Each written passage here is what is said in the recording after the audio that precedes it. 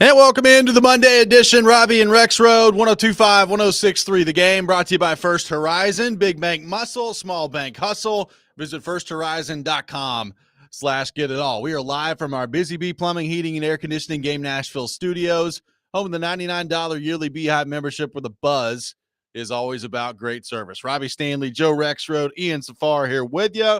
Hope everybody had a fantastic weekend. Joe Rexrode, good morning. How we doing? Doing okay. It's good to be here. I actually didn't plan to be here. I think I told you. I was like, the late night Vandy game, getting home about 1 a.m. And it's like, I'm just going to have to do it from home. And then I was like, oh, no, I guess I won't. I'll see you in the studio. Of course, then I, ate some too much pizza, got heartburn, and woke up super early. Anyway, but well, you were right on time for the pre-show meeting, so it worked out fine. That is true. I finally beat Izzo into the studio. It's a very hard to do. It is. Yeah. Very difficult thing to accomplish. Very difficult. Ian Safar, how we doing? What's going on? Doing good, thank you. Happy Monday to everybody. Let's get the week going. Let's do it. Got a lot of things going on today here on the program. Gentry Estes will be with us at 7:30. We'll get into Vanderbilt losing in the regional with him. We're going to get into that here in just a second. Corey Curtis from News 2 will be with us at 8 o'clock for his weekly visit as well. So, Joe, let's just start there. You were there this weekend. Vanderbilt does not get out of the regional. And, Joe, I was stunned to see this stat yesterday because I was previously unaware of it until it happened, that apparently they're the first number one seed to not even make the regional final. That is where Vanderbilt is in the history of things as yesterday's action wraps up. So, frankly, let's start Friday. I thought they were going to lose to Wright State the first time. Wright State had them basically the whole game, and then Vanderbilt mounts a late comeback, and they get the win. It's like, all right, well, you started slow. You can exhale a little bit. You won the game, and you got to Saturday, and now you can take on Louisville and go from there. Well, they lose to Louisville on Saturday night. We'll get into that here in just a few minutes and some of the comments from Tim Corbin after the game. And then yesterday, it was kind of the same story of they just could not hit, and they could not hit. And then, Joe, finally, when they did start to hit, it was a little bit too late. They got some terrible luck on a ground rule double that had it not bounced over the fence, they probably tied the game, and who knows where it goes from there. But some bad luck on that front. They end up losing 5-4, and the game is over at that point, and their season is done. You were there for it the whole weekend and watched this all go down. What do you make of Vanderbilt becoming the first number one seed to not even make the regional final over the weekend? Yeah, I didn't know that until late in the game. I don't remember who initially tweeted, but it was like they're in danger of being the first, and then it was like checking on it, you're like, wow, no kidding. You figure maybe it would have happened. We've had the seeding system since 1999, but that tells you how bad this was. I can't there's no sugarcoating this. It's one of the worst performances I've ever seen by a team that had so much at stake, so much going for it, so many advantages.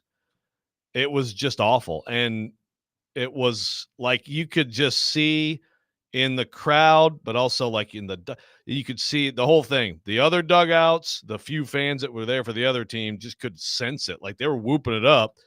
I mean, Vanderbilt fans yesterday, I tweeted about this, a few of them left with a couple innings to go. Like, knowing like this team's just dead. Like they have nothing. It was just dismal. I mean, it's and the thing is, in this tournament, and by the way, it hasn't gone well for the SEC in general. The Texas is out too, thanks to UTSA. So the SEC right now, we can get into that at some point.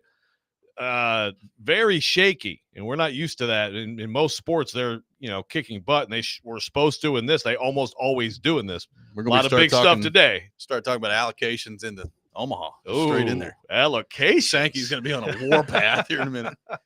Oh God, bring the allocations to baseball. But look, sometimes in the postseason, first of all, a pitcher can just rise up and play way above his head, and sometimes you face great pitchers.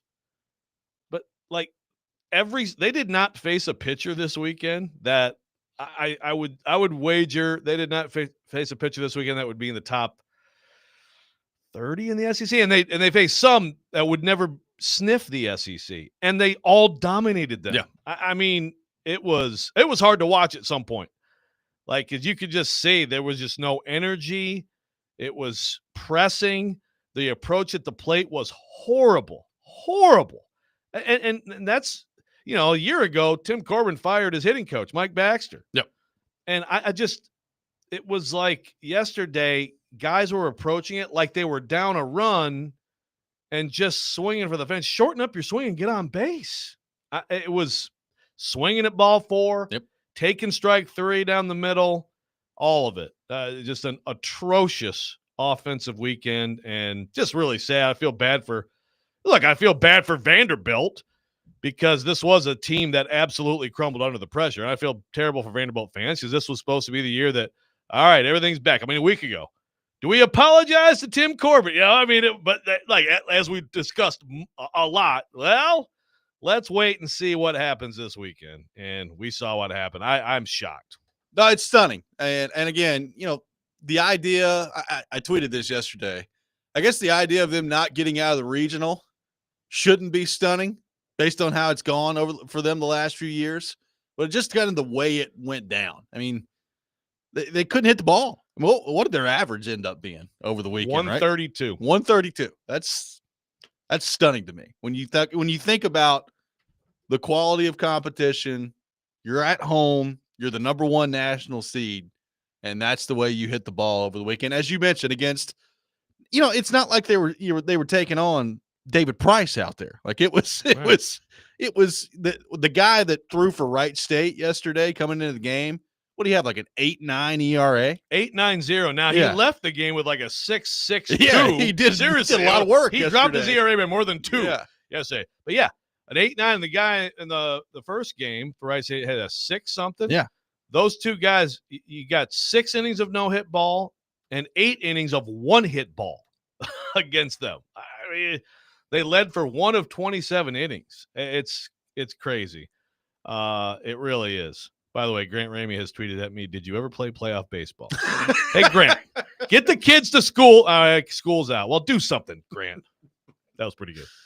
Well, we'll get to that, too. We will get to that. There's no doubt about that. By the way, Louisville ends up winning the regional. So last night, Louisville takes down Wright State, and Louisville has won the regional. Congratulations to Louisville, headed to the Super Regional. We will get into Tennessee a little bit later in the hour. They've got a winner-take-all regional final tonight against Wake Forest. Or the trash talk will be way better today. Well, we talked about, I did say, one of the things that really could have made this show spicy today was had Tennessee won last night and Vanderbilt lost in the way that they did.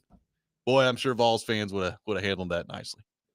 There's a whole bunch of trash talk that's like in the catapult right now. It's like stretched back. It really is. Like, just come on, guys. Come on. If they beat Wake tonight, here, launch away. Yeah. What a week it'll be. But, if they don't, first of all, it's a huge disappointment there, too. And the SEC right now has 2 teams in the Supers. 4 more, I think, can get there today. But, man.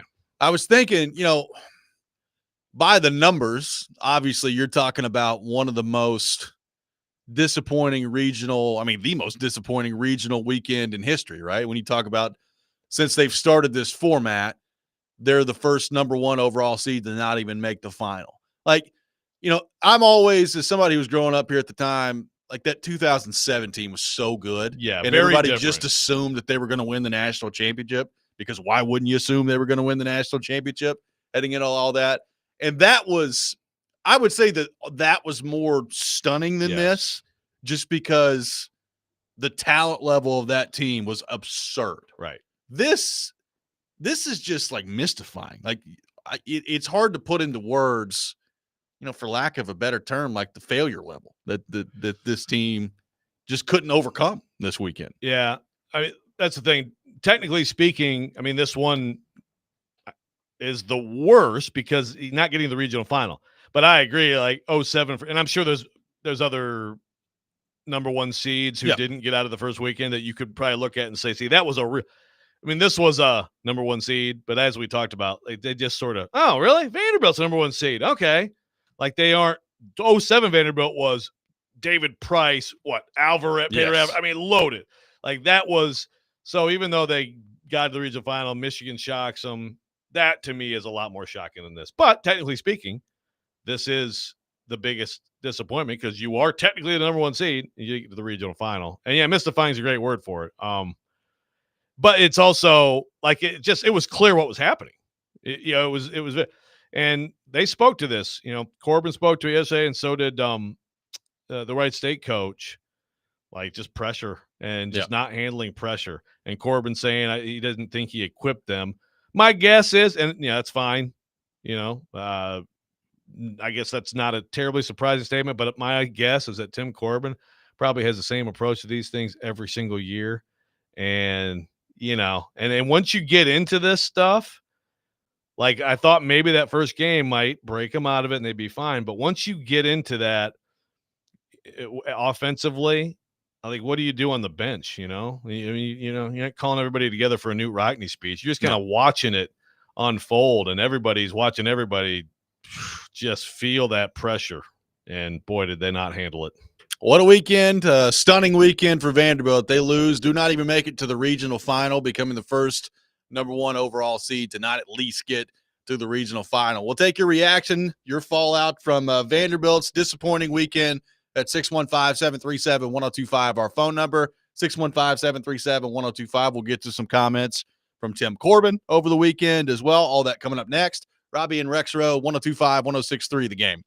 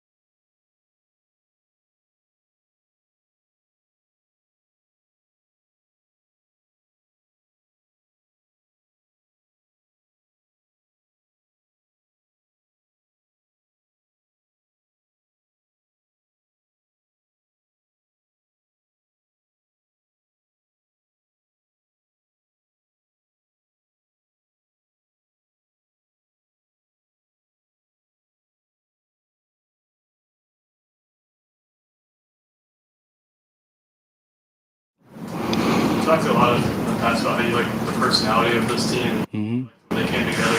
Is that something that makes this thing a little bit more? Yeah, I love them. I mean, I love them. I'm just bummed I can't, be with them. That sucks. I mean, it really sucks. And, I'm on the tail end of, I don't take anything for granted. I don't need a damn life scare to appreciate what I'm doing every day. But, when you get to the ballpark, you get to the yard every morning, I put on the pants, and it's just like, okay, now next week, you put on the pants, no one's there, locker room's cleaned out. I mean, it's a heavy, heavy hit. We spend a lot of time at this. Everyone, when it's done, it's really tough, really tough. Max is out. So, it's what it is. And emotional Tim Corbin, after the loss yesterday to Wright State, Vanderbilt eliminated in the regional. Louisville goes on to win the regional later last night against Wright State, and they're advancing to the Supers. And now we're left to kind of sift through the aftermath here of, we talked about this last week, Joe. It still is an incredible accomplishment to win the SEC tournament, to play in the second half of the regular season the way that they did, and to set themselves up for incredible success. But one thing we talked about last week was, well, to me, like, if you're the number one overall seed, you need to find a way to get to Omaha, right? Like, you got to find a way. You're going to have a regional at home. You're going to have a super regional at home. You need to find a way to get to Omaha, and to not even make it to the regional final, and really just to hit and play the way you did, right? Like, it's not making it to the regional final sucks any way you want to cut it, but to do it the way you did it and just not be able to hit the ball, and as you said, your approach at the plate, just everything about it just looked rough. And frankly, like, even the game they won Friday, Joe, they looked like they were in trouble most of the time. And that, I still wonder in that game, and the Wright State coach just left his guy in there, what that would have looked like.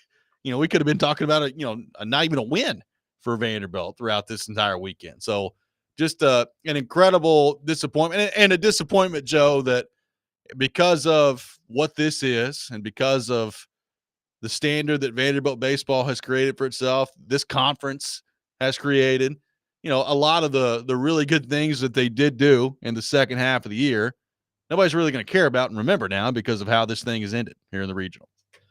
Yeah, exactly. I think if you're a Vanderbilt fan at this point, one thing you don't ever like next year, don't even go to the SEC tournament. I mean, 2 of the last 3 years, Vanderbilt has won that thing, had so much momentum. Again, in 23, they're the number 6 national seed, and they come and they lose 2-1 to Xavier in the same round. You can't hit anything. It wasn't as extreme that year to me as this weekend, but it was very similar. It was the same thing. Like, you just don't have, the at bats, the hits, the offense to do it. So you can do the other stuff really well, but when you fail that much offensively, and again, coming off those 2 of the 3 years, great SEC tournaments. Again, some coaches, I think, care about that thing less than others. I think Corbin has always cared about it. I mean, look, I'm not going to really quibble with anything that he emphasizes. I mean, he has a 2-time national champion, 19 straight tournaments, et cetera, et cetera. But it's just like, if you're a Vanderbilt fan, it's like, please don't win the SEC tournament. Change it up somehow. But the big thing to change up, beyond how they didn't handle the moment, that's also, I'm watching this team play all weekend, Robbie, and I'm like, who scares you? Yeah. Because we talked about it last week. This team has a bunch of good pitchers, great pitching depth, incredible defensive team. And the offense is coming along, but I just, you just have to have more pop and just more talent, I think, in your lineup than they have. Now, some of these guys, I think Brody Johnston, who was actually one of the few guys who, had 2 homers this weekend, he's going to be good. He's a freshman. They got some, Russ, they got some good young guys who I think are going to develop into and could be prospects. But like, to have someone right now, like, no one is knocking on the door of the draft in that lineup. And I think that's part of it too. You have to raise the level of talent. The difference between this team and, like the team in 21 and teams before that were winning it all or getting close, they had some guys who were, big time prospects hitting home runs, getting big hits, or like an Austin Martin or in that lineup. And that has fallen off. Oh, and this is now the 4th consecutive year that you've not gotten out of the regional. And that's the backdrop to all of this. It's beyond just the disappointment of this weekend and making history for the wrong reasons of being a 1 seed that doesn't even get to the final. It's you layer it on top of not getting out of the regional since 2021. And look, frankly, like this is also probably just a little bit of it, and maybe not from the Tim Corbin part of this, but certainly from the fan base part of this. Like, what does Tennessee do? Does Tennessee win tonight? Because if Tennessee wins and they get to the Super, that's another part of this rivalry, right? That you look at and you say, if you're Tennessee, great, you had our number this year. Have fun on the couch. We're going to be in the Super Regional, and that's that's part of this too. So, like from the Vanderbilt fan part of this is looking at this saying it's more than just a disappointing weekend. It's not getting out of the regional for the last 4 years. Your rival won a national championship last year and has a chance to punch their ticket to the Supers tonight. We'll see how that goes. There's a lot that's kind of layered into this if you're a Vandy baseball fan. Yeah, there's hate watching, but I think tonight Vandy fans it's like desperate hate watching. Like, please do not win. At least if they lose tonight, everybody can shut up and be unhappy the whole offseason. And yes, I mean, if I'm a Tennessee fan, I'm still going to talk a little bit of trash to Vanderbilt about that, right? About being the number 1 seed. But if I'm a Tennessee fan and my team advances, I don't care what happens after that. The rest of this week is absolutely let it rip. And they should. And again, 2 years ago, Vanderbilt's 6th seed, they're at home. They blow it. Yep. And Tennessee has to go on the road, and they surprise everybody. That was Clemson, right? Who just talk about Clemson.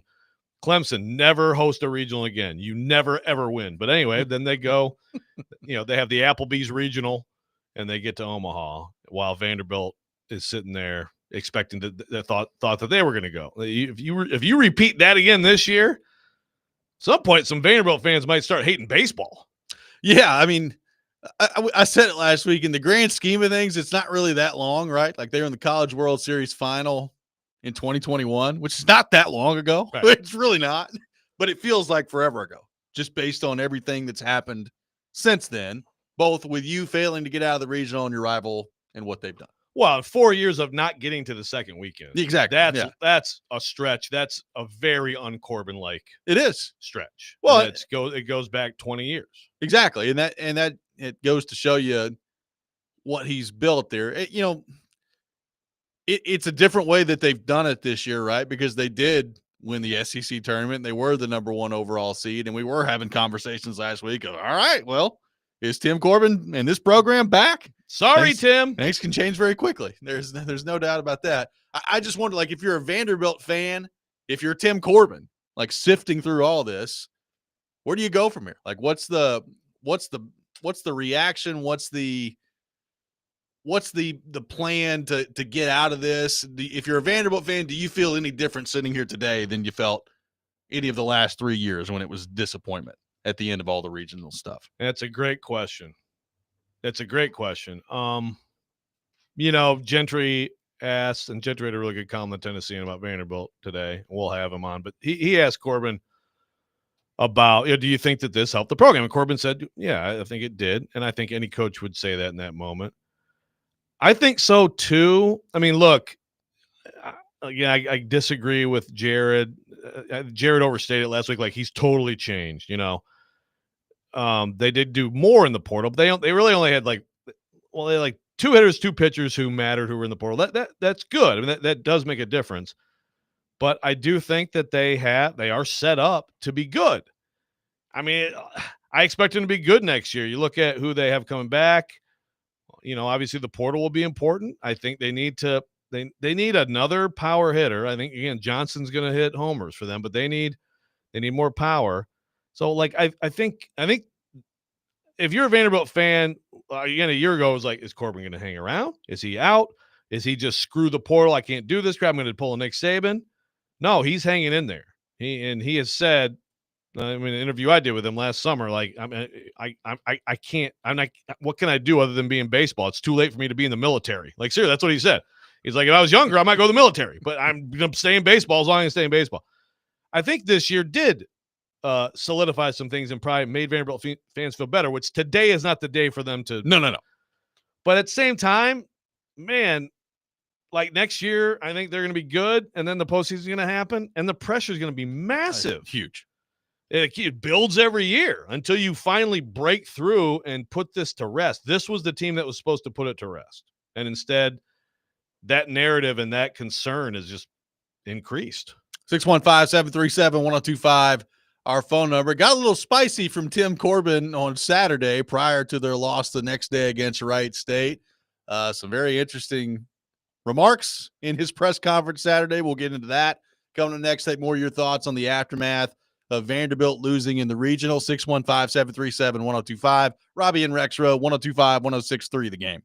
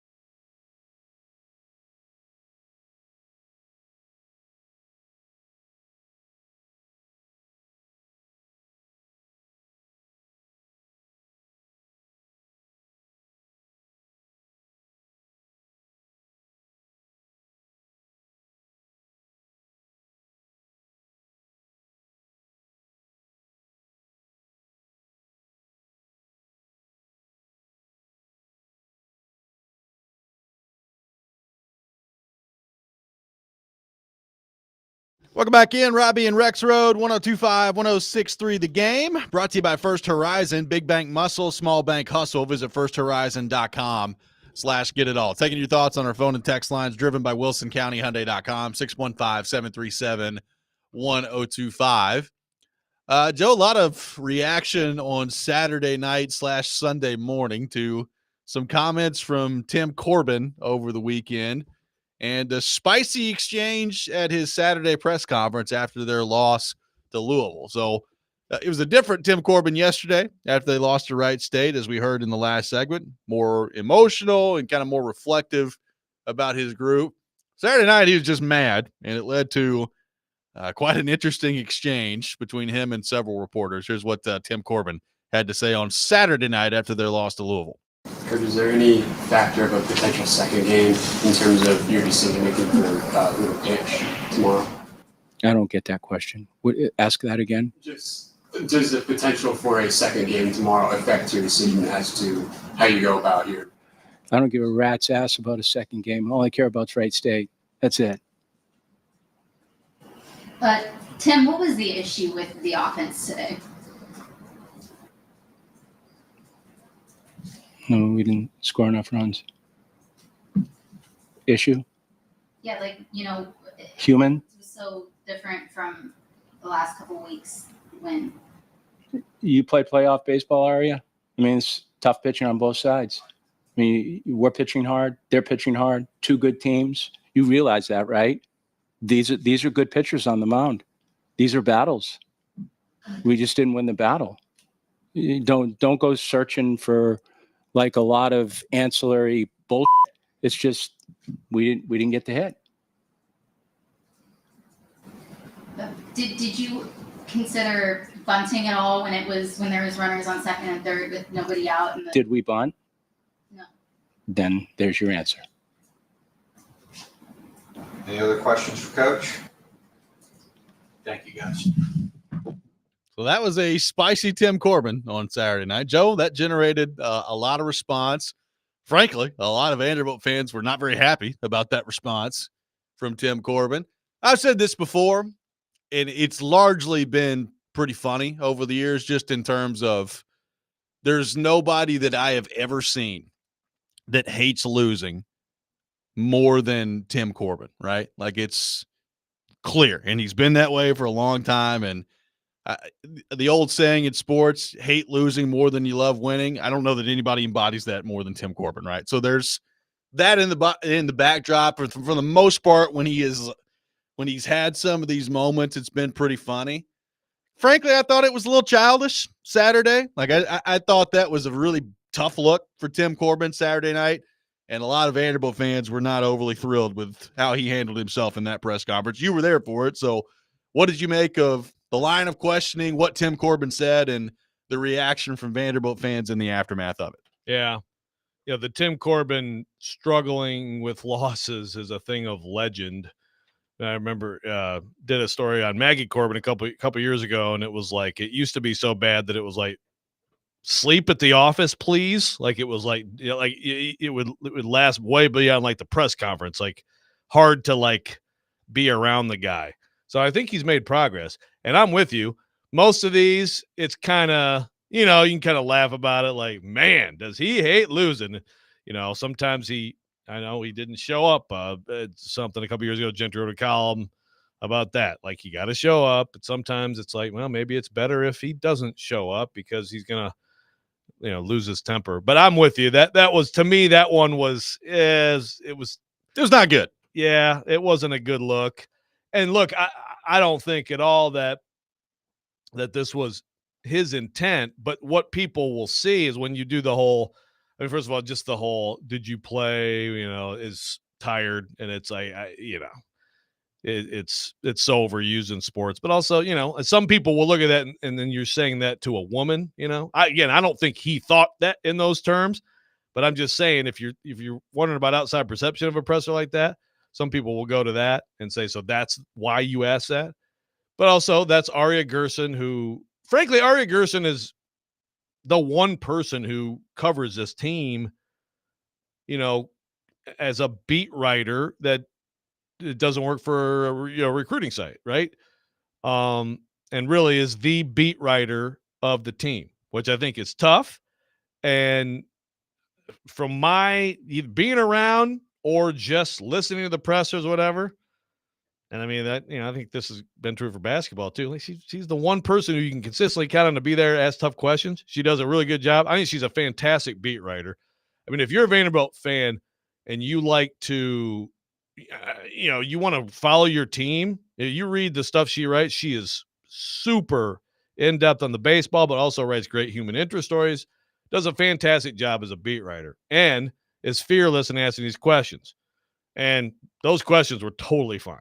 There's nothing wrong at all with those questions. And I think they were also sometimes, as Katie, a quick aside, Katie Rexrode likes to rip me and other sports writers for like these long rambling questions. Like, dude, are you guys serious? Ask a question and shut up. And sometimes she's right. Oh, there's no doubt. Sometimes she's right. And I've been guilty of that too. And so I think we've all been guilty of that at times. Like blah, blah, blah. No. Just get your question up. That's all she did. It was quick. What's up with the offense?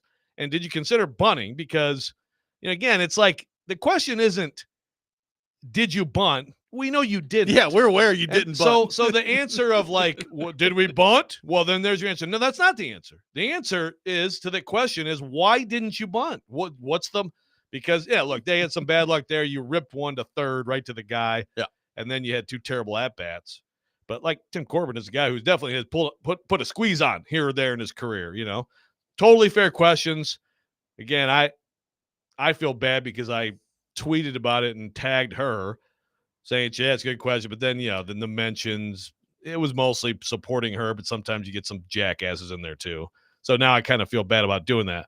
But the bottom line is I'm with you. I think that most Vanderbilt fans, they were not happy. Agreed with her. Yeah. And you know how it goes with some of this stuff. It's like whenever there's like a coach media thing, it's kind of like, if you're happy with the coach at the moment, then it's like, yeah, screw you, media. Exactly. And then if it's not, you're like, oh, you better leave the media alone. Yeah. But in this case, he was in the wrong. And I was glad to see, frankly, glad to see he was almost crying yesterday. No, but I was glad to see that he sort of decompressed and handled all the questions gracefully yesterday. And that was good because you never know. I think a lot of times when you get to the end of the year one, it's a little different for Corbin. It's kind of like this over now. Right. You don't want the last impression to be tearing the heads off reporters. Yeah, it was not great. And beyond like the tearing the heads off reporter stuff, like just these were pretty benign questions on Saturday night. Like it wasn't like, hey, Tim, you suck. Your response to that, like it wasn't like anybody was going after him all that hard. Like it was pretty simple questions that were asked, and he just lost it on Saturday. Which, look, I understand it's a very competitive environment, and he's an unbelievably competitive person, but I just did not think that he handled himself all that great. And frankly, I think probably upon, some retrospection by him, he would probably agree with that he did not handle it great on Saturday. Yeah. Yeah, no, I would think so. Things go on. Look, man, covered Tom Izzo for many, many years. Yeah. Let me tell you something. If we put together a collage of some of our interactions at some of these pressers, oh boy, you'd have some buttes, which I constantly bring up. We all kind of gathered around. We hugged each other. I bring it up in our pre-show meeting sometimes, and it gets a little tense. But even like you don't see this as much anymore, Joe, just because like especially when you get to this time of year in baseball, but for the most part in most pro sports, like every press conference with the coach is either like live streamed or it's video recorded somewhere. So like even me, when I first started, like where there wasn't a whole lot of video recording of like a Barry Trotz press conference, it was just going and back and forth. And you'd get some of this where it would be a little tense, but it really wasn't that big a deal because you could just work it out and go back and forth. And it's different now because everybody sees the video reaction to it. It's a show now. Yeah. Yeah. No, and that's where, again, like this, some people really, really don't want to be part of that. And I think Ari is one of those people. And again, when you're the one person basically who's going to ask those questions, you're going to get in there. You're going to get some of it. Stackhouse, whatever. again, she has like I don't even remember what it was. It was a totally fair question to him too, and he whatever muttered like great farting question or whatever the heck he said. I don't know. But again, that became a viral moment too, and then you invite the trolls. That does They're happen. always there.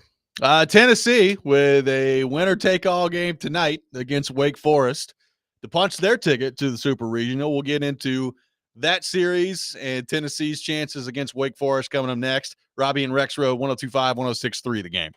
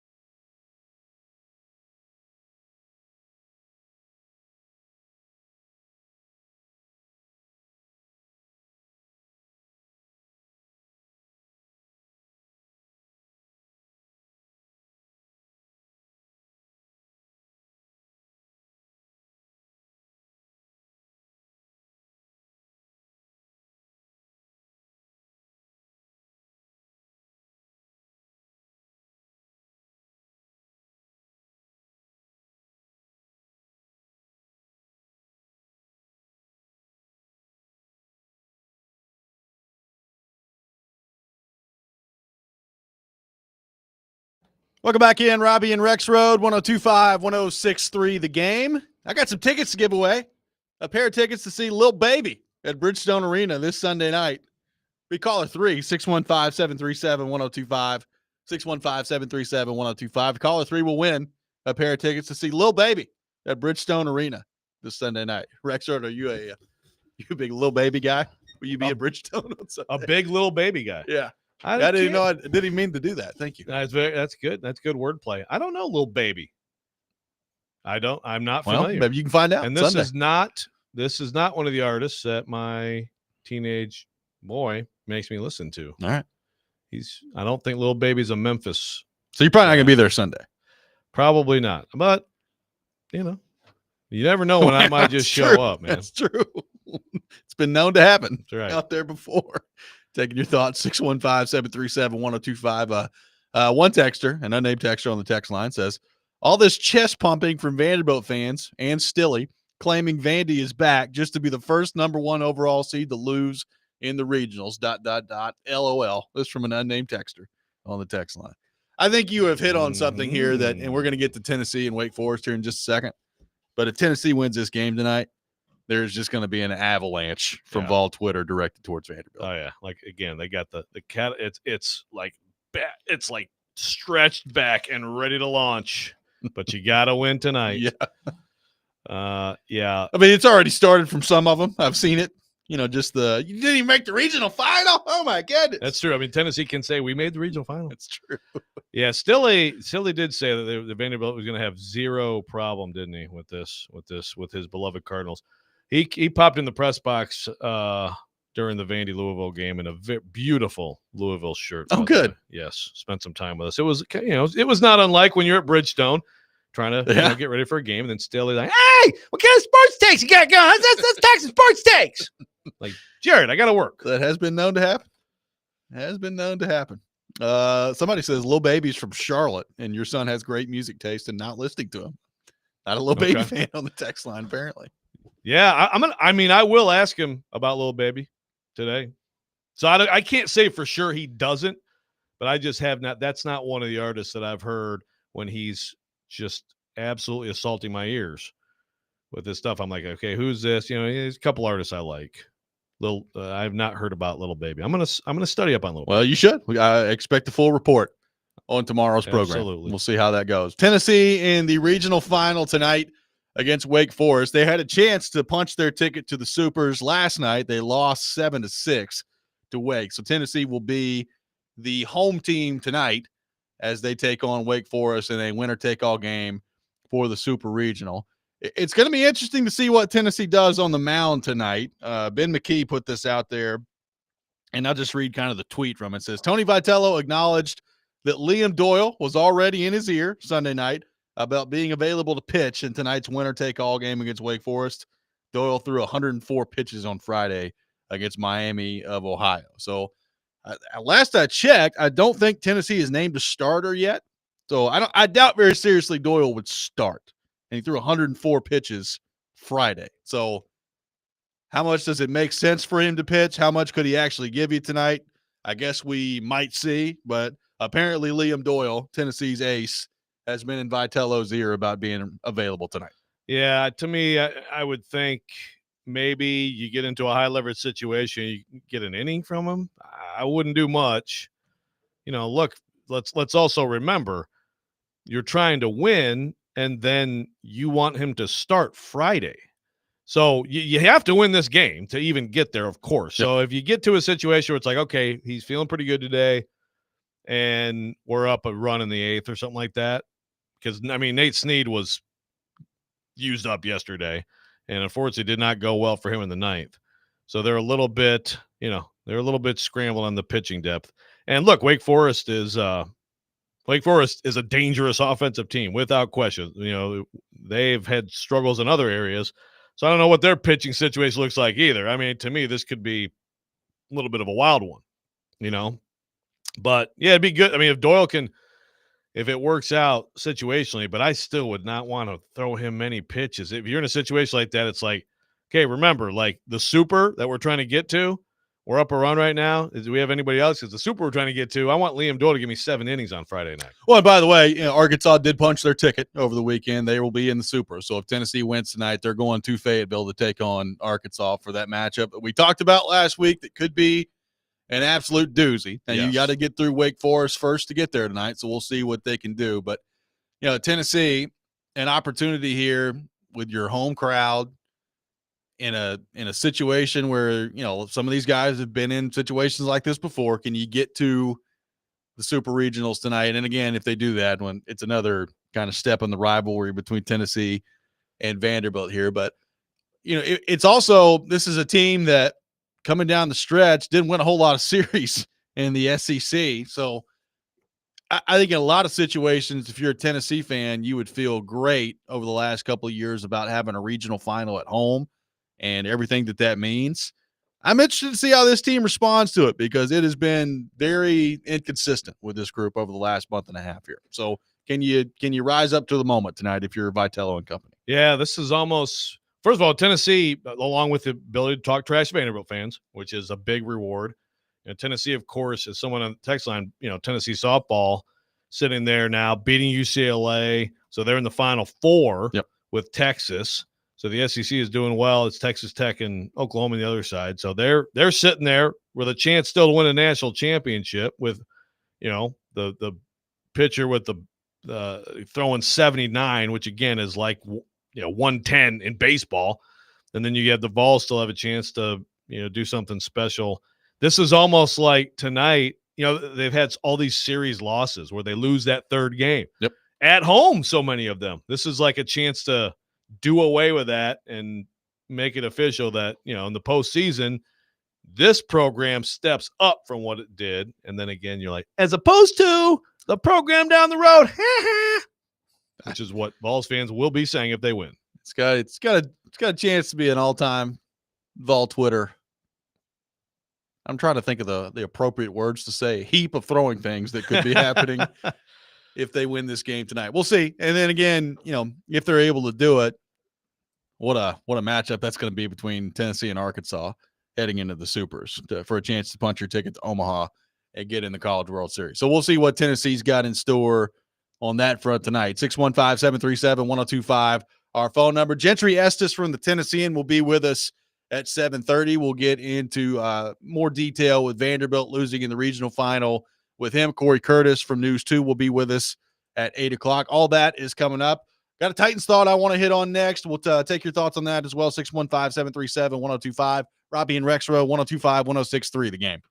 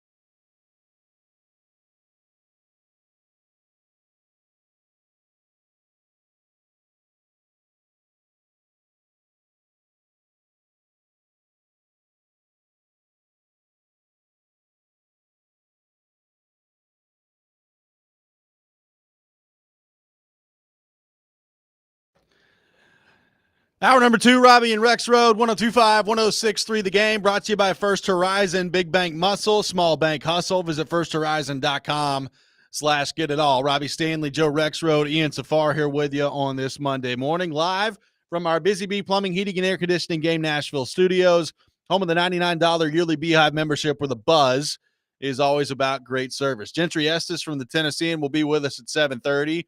We'll get back into Vanderbilt's loss in the regional final with him. Corey Curtis from News 2 with us coming up at 8 o'clock. So looking forward to that. Taking your thoughts in the meantime, 615-737-1025. Joe, we had Charles Robinson on the show last week, and we basically gave him a homework assignment. We'll see if we can get back into it on Thursday about whether or not there's any sort of market whatsoever for Will Levis right now. And he said very quickly, no, he had not heard about that.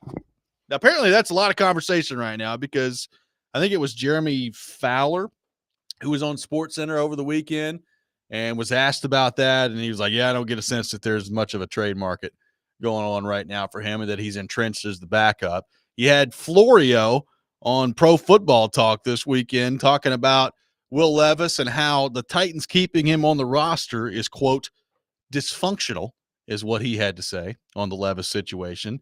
And then Cody Benjamin from CBS Sports putting together, it's post June 1st now. So some post June 1st cut candidates and designations and who could be traded and all that. And obviously, guys like Kirk Cousins getting the most of the conversation. Did bring up Will Levis, gave the potential landing spots as the Bucks, the Lions, and the Rams. So we'll see what happens on that front. Maybe they could do the swap now, the Levis for Hooker swap. Satisfy all fans, make Rexrode happy as well. Hooker being the backup quarterback. I don't hate it. We'll see what happens on that front. But I am very interested to see. There's a lot of chatter about it right now in the media. Is there any chatter about it with teams whatsoever when it comes to the Will Levis trade part of this? And could that happen at some point here? The Lions is an interesting spot because I think they brought in Kyle Allen and they've got Hendon Hooker there. So you've got two guys already in the building, obviously. One of the things that they talk about in the CBS Sports piece is like, well, Will Levis has started games and has played starting quarterback in the NFL. So could that be more of a value to a team like the Lions? As Charles pointed out, it doesn't seem like there's much conversation about that right now. I just wonder if there's anybody that looks at him and says, that's the guy we want as our backup quarterback around the league. We want him to come in as our backup quarterback. And if not, it still gets back to the conversation we had last week that is really interesting from the Titans viewpoint. Let's say they keep him. Is he the backup? Is Brandon Allen the backup? I'm really interested to see how that part of it plays out. But all of a sudden, everybody around the league and the media is talking about Will Levis and a trade. I feel like we were trendsetters there. So we're going to take credit. Yeah. That's I'd like to hear a Florio Koharski debate if he's saying it's dysfunctional to keep him. That's a pretty strong word, but I lean more that way. So, yeah, that's a good question though. How many teams would look at Will Levis and say, he'd be a good QB2 or he'd be an upgrade at QB2? This is where I do this every year, where I try to brush up on like who are all the backup quarterbacks across the NFL. And it's always amazing, like some of the names that you're like, oh, that guy's still in the league. No kidding. Forgot about that guy. There's about half of them are like, you probably know off the top of your head. And then okay, so here's one that's ranking. Oh, I got a ranking from SI, from Gilberto Manzano from SI.com, ranking the backup. So, again, like you got Tyson Bagent with the Bears. Sure. Okay. Yep. Boy, poor Davis Mills gets. He's probably way too low in that ranking. That's a stretch. That Davis Mills is down at 30. Thank you. Yeah, okay, Trubisky with the Bills. Can you tell me the Jacksonville Jaguars backup? No, I can't. All right, they brought in Cohen. Did they switch it? Well, it was Mac Jones. Yeah. They got Nick Mullins, baby. Sure. Okay. Let's go, Nick Mullins. Yeah, we've talked about guys like Rattler. Of course, you got so SI, by the way, they have Will Levis ranked 25th. They have him ranked one spot ahead of number 26, Mason Rudolph. So how about that? Will Levis gets the You know, I thought Rudolph was the starter. I thought Rudolph. Well, I mean, yeah, maybe it'll turn out that way. That flies in the face of Rexrode's. Rudolph's a top 10 backup quarterback in the league from last year, though. That does. My Well, goodness. the Titans ruined his reputation. Apparently so. Can you tell me the Philadelphia Eagles backup? Well, no, not anymore because it It was Pickett, right? Was Pickett. It was Pickett. I have no idea. Tanner McKee. You could have given me all year. Right. I mean, that's the thing. But you go through I am now in the top 10, which includes names such as Brissett. Number 9, Malik Willis. Number 9. 9 Are in the you league. kidding me? I'm now really questioning this. Oh my goodness. Hey, Malik played great last year. Andy Dalton with the Panthers. Marcus, number 7. Pretty good Oh, Titans boy. quarterback. Mac, number 6. Give me Malik. Jackson Dart, 5. Jake Browning, 4. Daniel Jones, 3. I'm not sure he's a backup. Then you got Jimmy G with the Rams, and of course Cousins with the Falcons, number 1, which is I would agree with that. So you go through all that. There's definitely some teams that are like, I mean, I would take Will Levis over some of those names. But again, it's 25 like, is pretty low, right? Like they got him at 25 on that list. yeah. I mean, I heard he some was a- terrible backups. there's some pretty bad backups in the league, man. No question. But it also gets back to the whole thing we've talked about. It's like, is he what you want as a backup? You know, That's a good question. to me, it's a team that would trade for him. It would be more. I mean, it would be more like, you know what? Let's take a flyer because in a couple of years, who knows? You know, more than that'd be good. Although again, I think he's better than some of these guys, but he's not, to me, and I think to both of us, the backup quarterback model. I would agree. Yeah, he turns the ball over way too much for my liking on that front. Man, you going through that list, there's some bad backup quarterbacks in the league. I mean, Always. look, in all Always. seriousness, like, I was kind of joking about Detroit just because it was brought up in this CBS piece, but I mean, their backup quarterback situation is not great. It's Hendon Hooker, who we'll see, and it's also Kyle Allen. And it's like, oh, good, Kyle Allen is their backup quarterback. Kyle and Brandon Allen. So Can they just be in the same place? Yeah. Fight it out. Kyle Which Allen has played 31 career games, which is stunning to me, but he has. So there you go. Yeah. So that's your backup quarterback competition right now in Detroit is Kyle Allen and Hendon Hooker. Yeah. Again, I'm a little bit puzzled by the Hendon Hooker thing. I mean, I'm probably going to end up being wrong for the first time on a quarterback in the NFL with him. The way that they've kind of gone about things, you know, going to get Teddy Bridgewater, for example.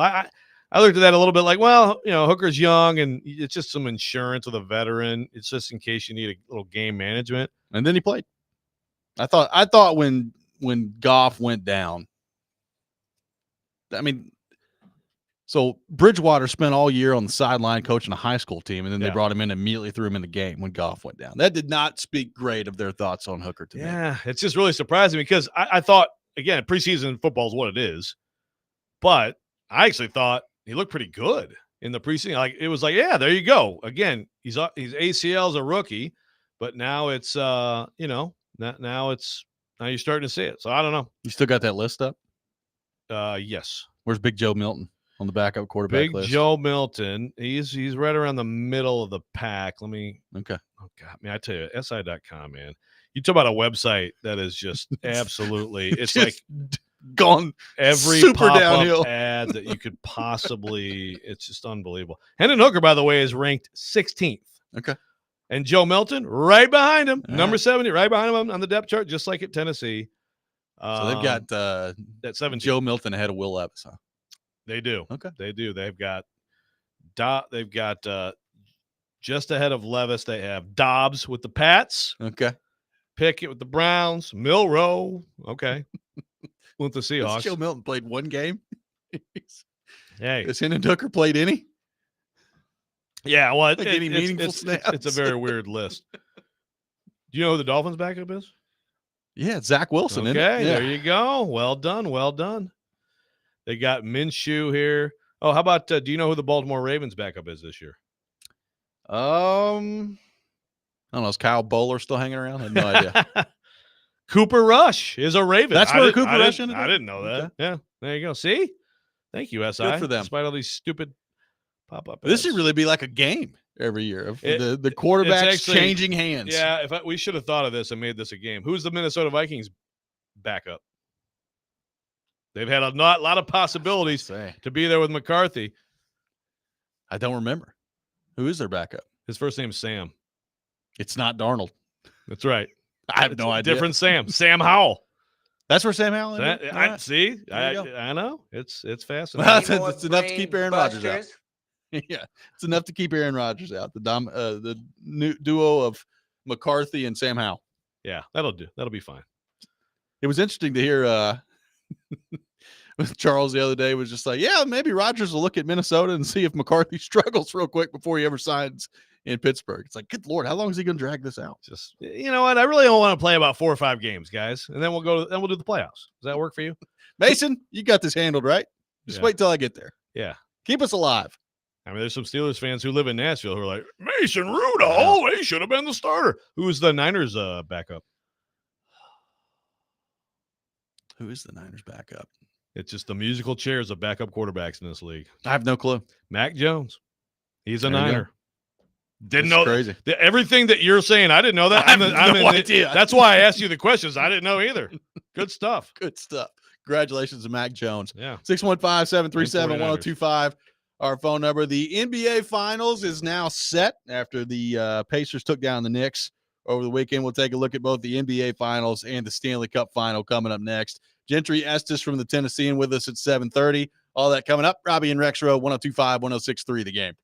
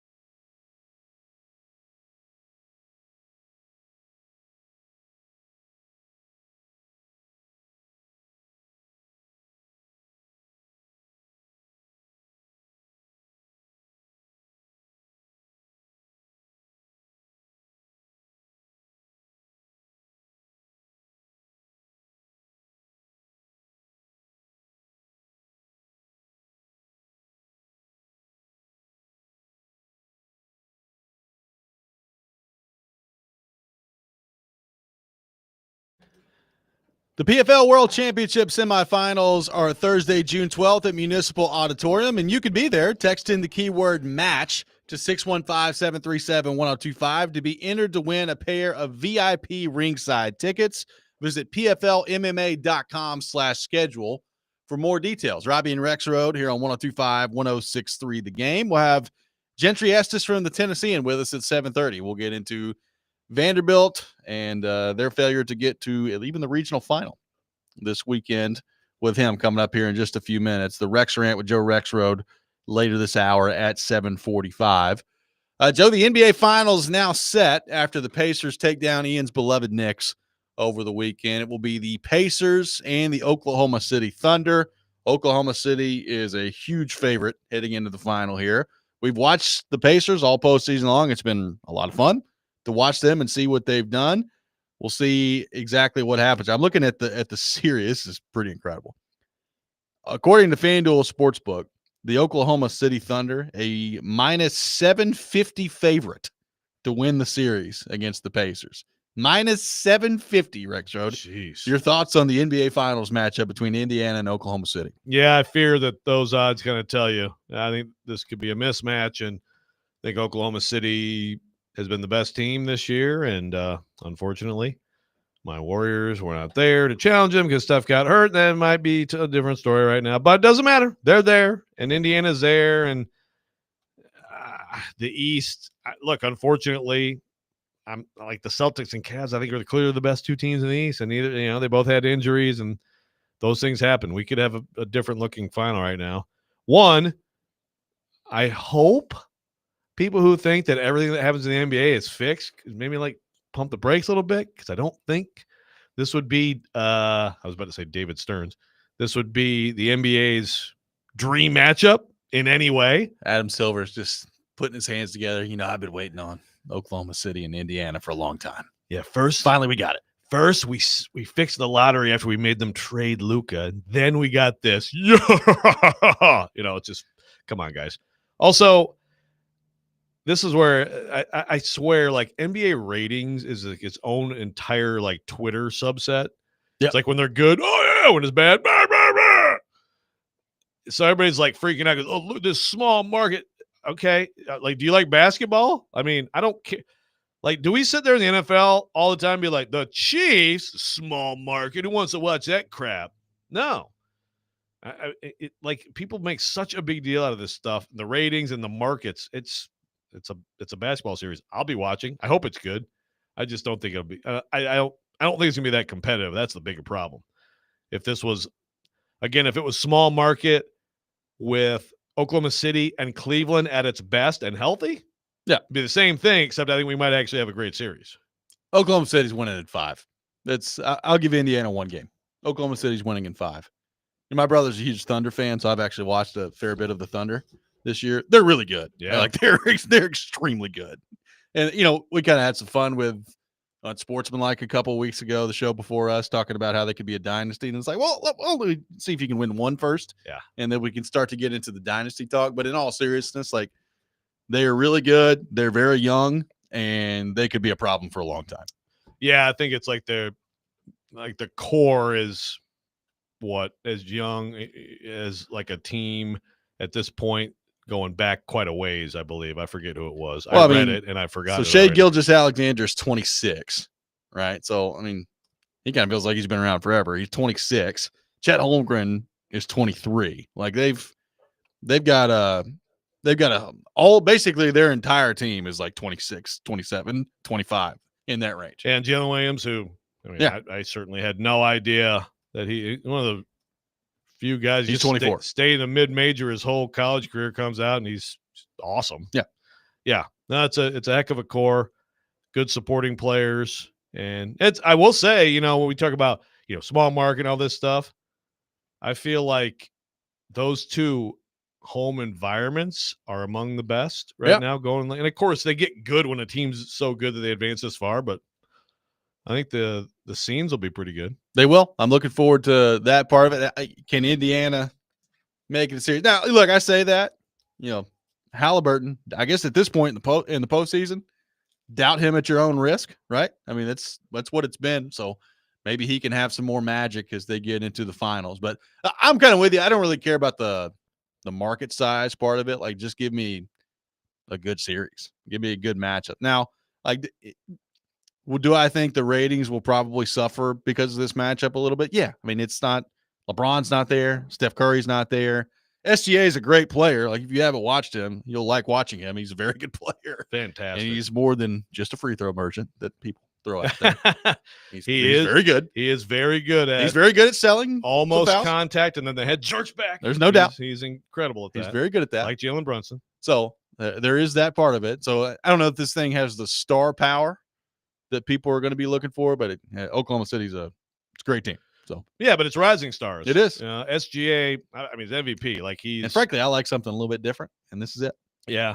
SGA. I was talking with Gentry among our 27 hours in the Vanderbilt press box this weekend. Like, SGA at Kentucky was kind of like just another guy. I had no idea, but that's what happens sometimes when you have a one and done. You don't. You can get a lot better when you're 21 and 23 and 25, and he has. But Chet Holmgren has a chance to be an unbelievable player in this league for a long time, as everybody knew was possible when he was at Gonzaga for his 1 year. Yep. And he's still, again, it's like, I know he's lifting, eating, doing everything he can, but he's looks still like a just strong wind string would blow him bean. over. Yeah, but man, does his assortment of skills and his rim protection, man. And then Halliburton has become that like boring star, but he is a hell of a player. It's just not super exciting to watch him. He's just fundamentally sound, makes the right pass all the time, doesn't turn it over, hits big shots, even though it looks like he's like a little kid shooting from the hip sometimes. But he's a really good player. I'd love to see him lift that team to a higher level. Andrew Nembhard will be the guy guarding SGA. SGA destroyed him this year. But, I mean, Nembhard did an amazing job on Brunson in the last series, so maybe he can have a little more success. It's just, with SGA, you got a lot more length, and he's faster than Brunson. He's better. So that's the big key matchup of the series. Got to wait till Thursday for the NBA Finals to start. Long breaks in between conference finals for both leagues here. The Stanley Cup Final starts on Wednesday, where it will be Florida and Edmonton in a rematch. Edmonton with home ice advantage in this series, which frankly has meant nothing to this point in the playoffs. Florida has not had home ice advantage to this point in the series, and they've gotten to this in the postseason. They've gotten to the Cup Final. Edmonton has not had home ice advantage to this point in the postseason, and they've made it to the Cup Final. So that shows you how important home ice advantage is. Yeah, gosh, that's crazy.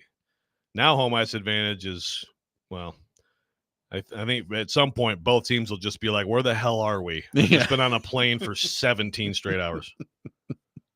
They play this at some neutral site location in like Norway. Well, I mean, seriously, like Florida'd be like, that's closer for us. Let's just go to Norway. Why don't they actually meet in Oklahoma City? Like, that's about halfway, and you could play in that arena in the off nights. Sorry, I just got stunned. I looked up on Good Morning Football, and John Robinson is an analyst on Good Morning J-Rob! It's like, wow. Holy crap. All right. The lettuce is still strong. Look at that lettuce, man. John Robinson doing some Good Morning Football work apparently right now. Interesting. Very. So is he deciding to pivot into media? I've kind of waited on him to, after taking all of Amy's money that is owed him for all these years, to maybe get back into the personnel game, and maybe he's going to go media. J-Rob, your thoughts on A.J. Brown, his impact for the Eagles?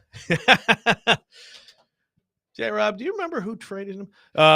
There was one day, I think I've said this on the show before, but there was one day at training camp a few years ago, and he was like, we were like joking around. I was like, yeah, well, when I get, he was making fun of Stilly or something. I don't know. But he's like, well, when I get fired, I'll do a show with Stilly. And here he is. Well, Good Morning Football. The path has started. It's time for us to make a call to John Robinson. In his patented flannel shirt he's got rocking there. Good stuff. Yeah. Good stuff. He's talking about why this year will be different for the Jets. So good assignment. Hey, John, tell us why this year will be different for the Jets. You got anything? Boy. I'm going to go back to personnel. Yeah, we're going to do that. Who's winning the Cup Final this year? I'm going to go Oilers. I think it's the ascent to this, and I think that it's that time. You know, I do wonder if they don't win it, because you brought it up, but I know they're in the Stanley Cup final again, so it's like, what are you complaining about? But Yeah. they don't win it. Does he still say, like, man, this is the ceiling? I need I don't know. a higher ceiling somewhere else. It's going to be a good question. I'm with you. I think that they're going to win, and that they're just going to kind of be willed there by him and Draisaitl. But man, it makes me nervous to pick against this Florida team. This might be the best version of what they are, and they've been to now 3 consecutive Cup finals and won a championship. And it's hard to I feel like a lot of people are picking Edmonton, but right. Like, why are we just? It makes me very nervous that people are picking Edmonton as much as they are. Yeah. And that I agree with it. By the way, on the YouTube chat, Distinguished Gentleman says Pacers in 6.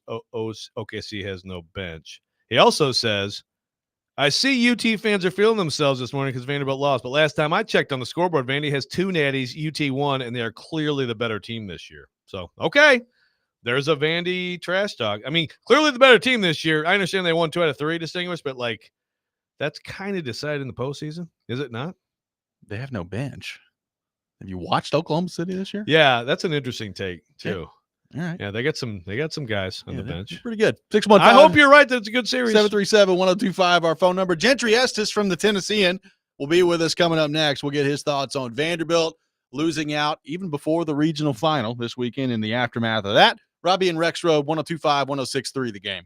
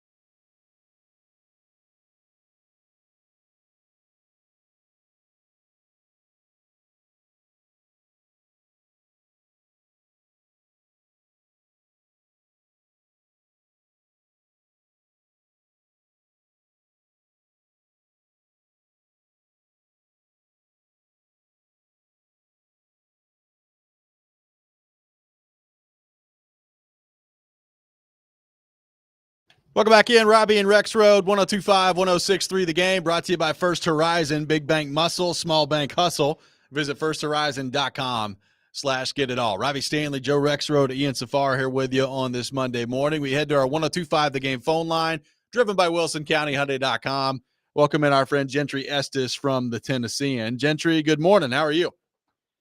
Good morning. Doing well, guys. Hope you are as well. We are. Appreciate you taking time to be with us this morning. So, obviously, Gentry, about as disappointing as it gets for Vanderbilt this weekend. They just could not hit the ball at all. They become the first number one national seed to not even make it to the regional final since this format was put in there in 1999. So what do you make of just how this weekend went for Vanderbilt, and how do you view the entirety of kind of their run in the second half, the winning of the SEC tournament, and now this kind of all combined into one? How do you, what's the aftermath of this if you're a Vanderbilt fan looking at this?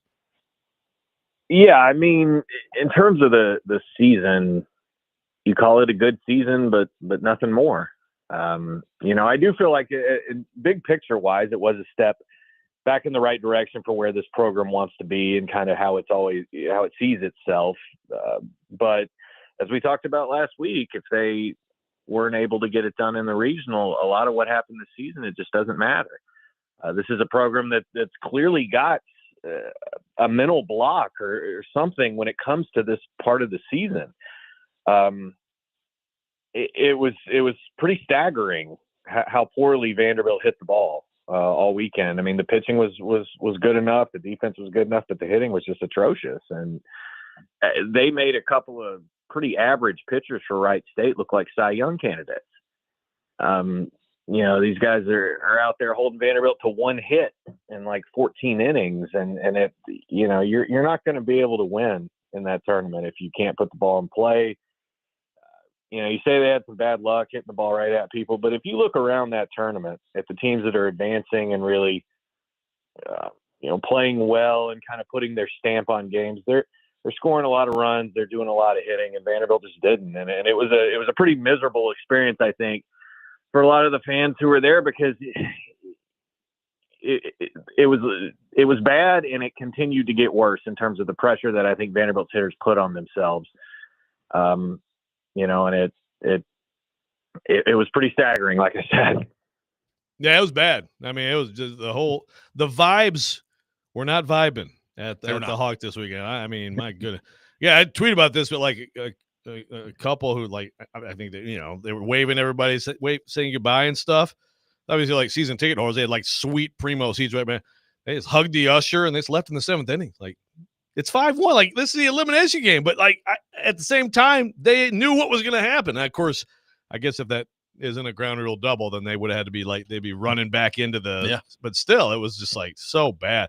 So, beyond the pressure, lack of handling, Gentry, we talked about this. You and I had plenty of time to talk about a lot of things this weekend in that press box, including Stilley's really nice red shirt. But I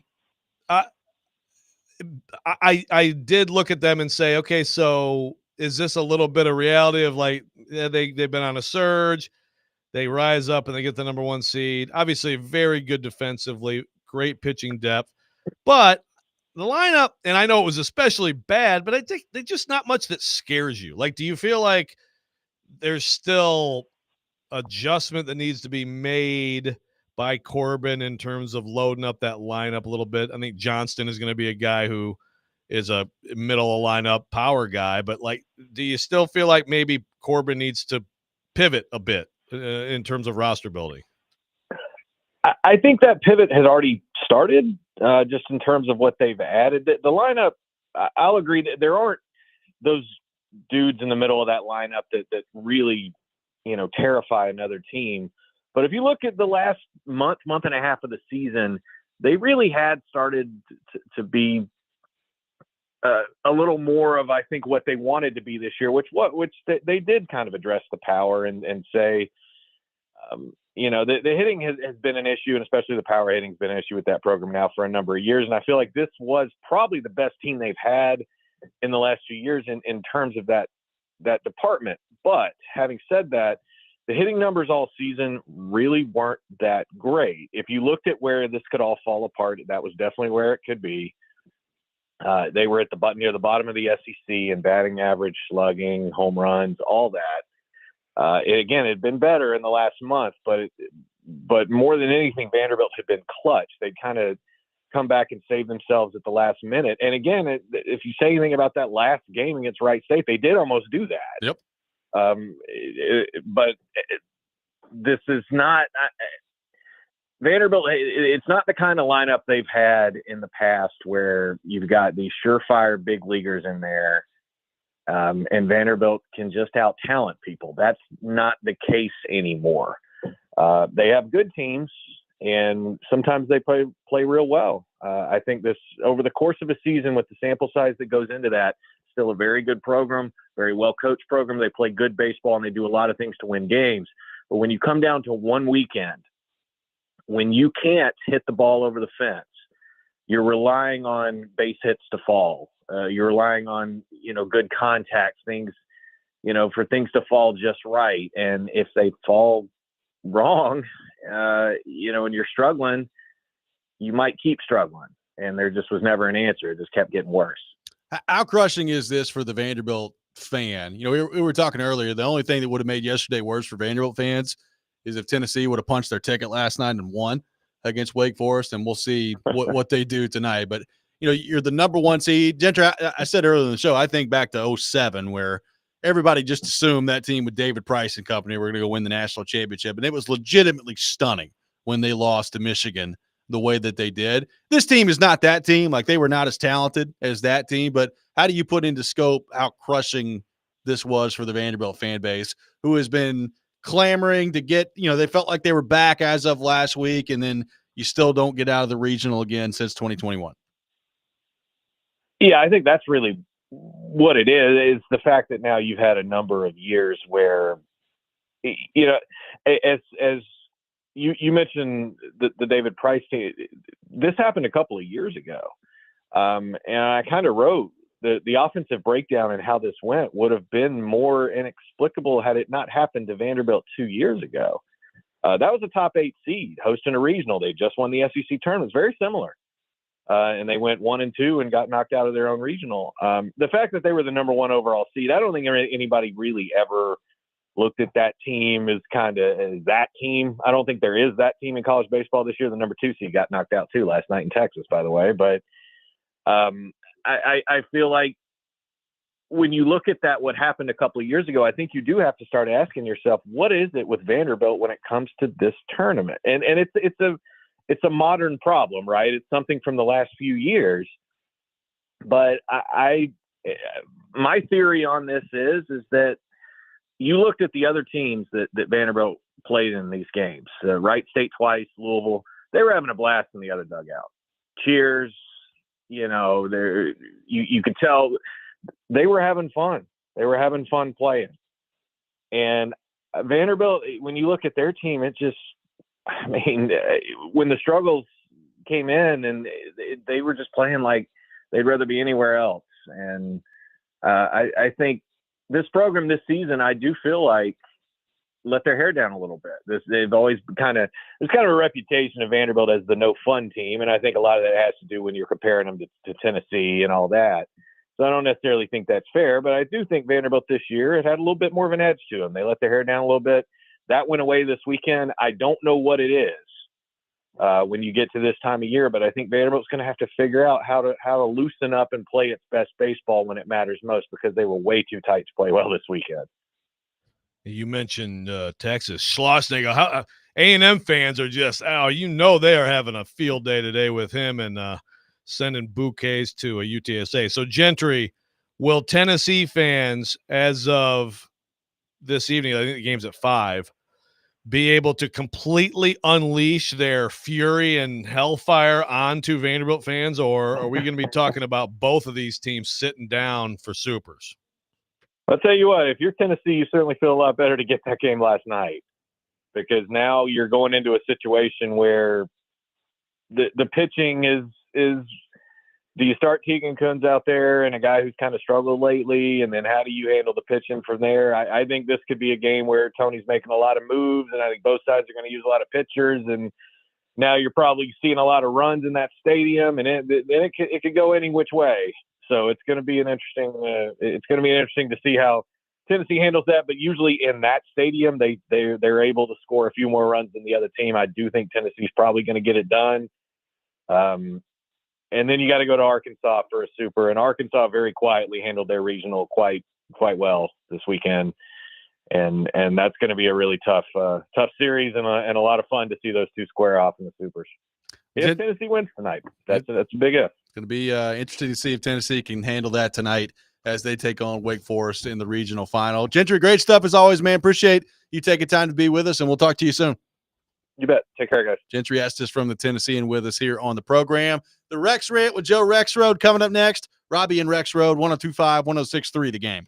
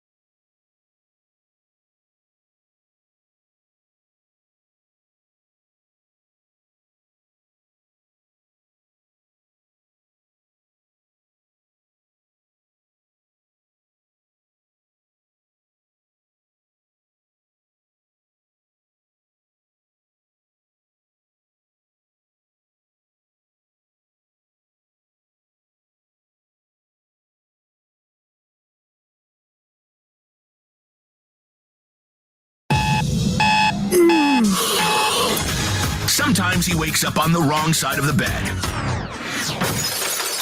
And sometimes he's just, well, Joe. Awkward moment, let's do it. This is the Rex Rant, now on Robby and Rexrode. I hate the V-necks. I hate how they feel. I just don't like them. I'm sorry. I like the khakis.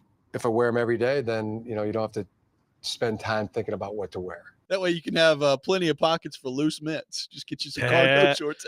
Did you offer Feinbaum a mint? I did not, but that's a hey, great Paul. point. Play clock at 5.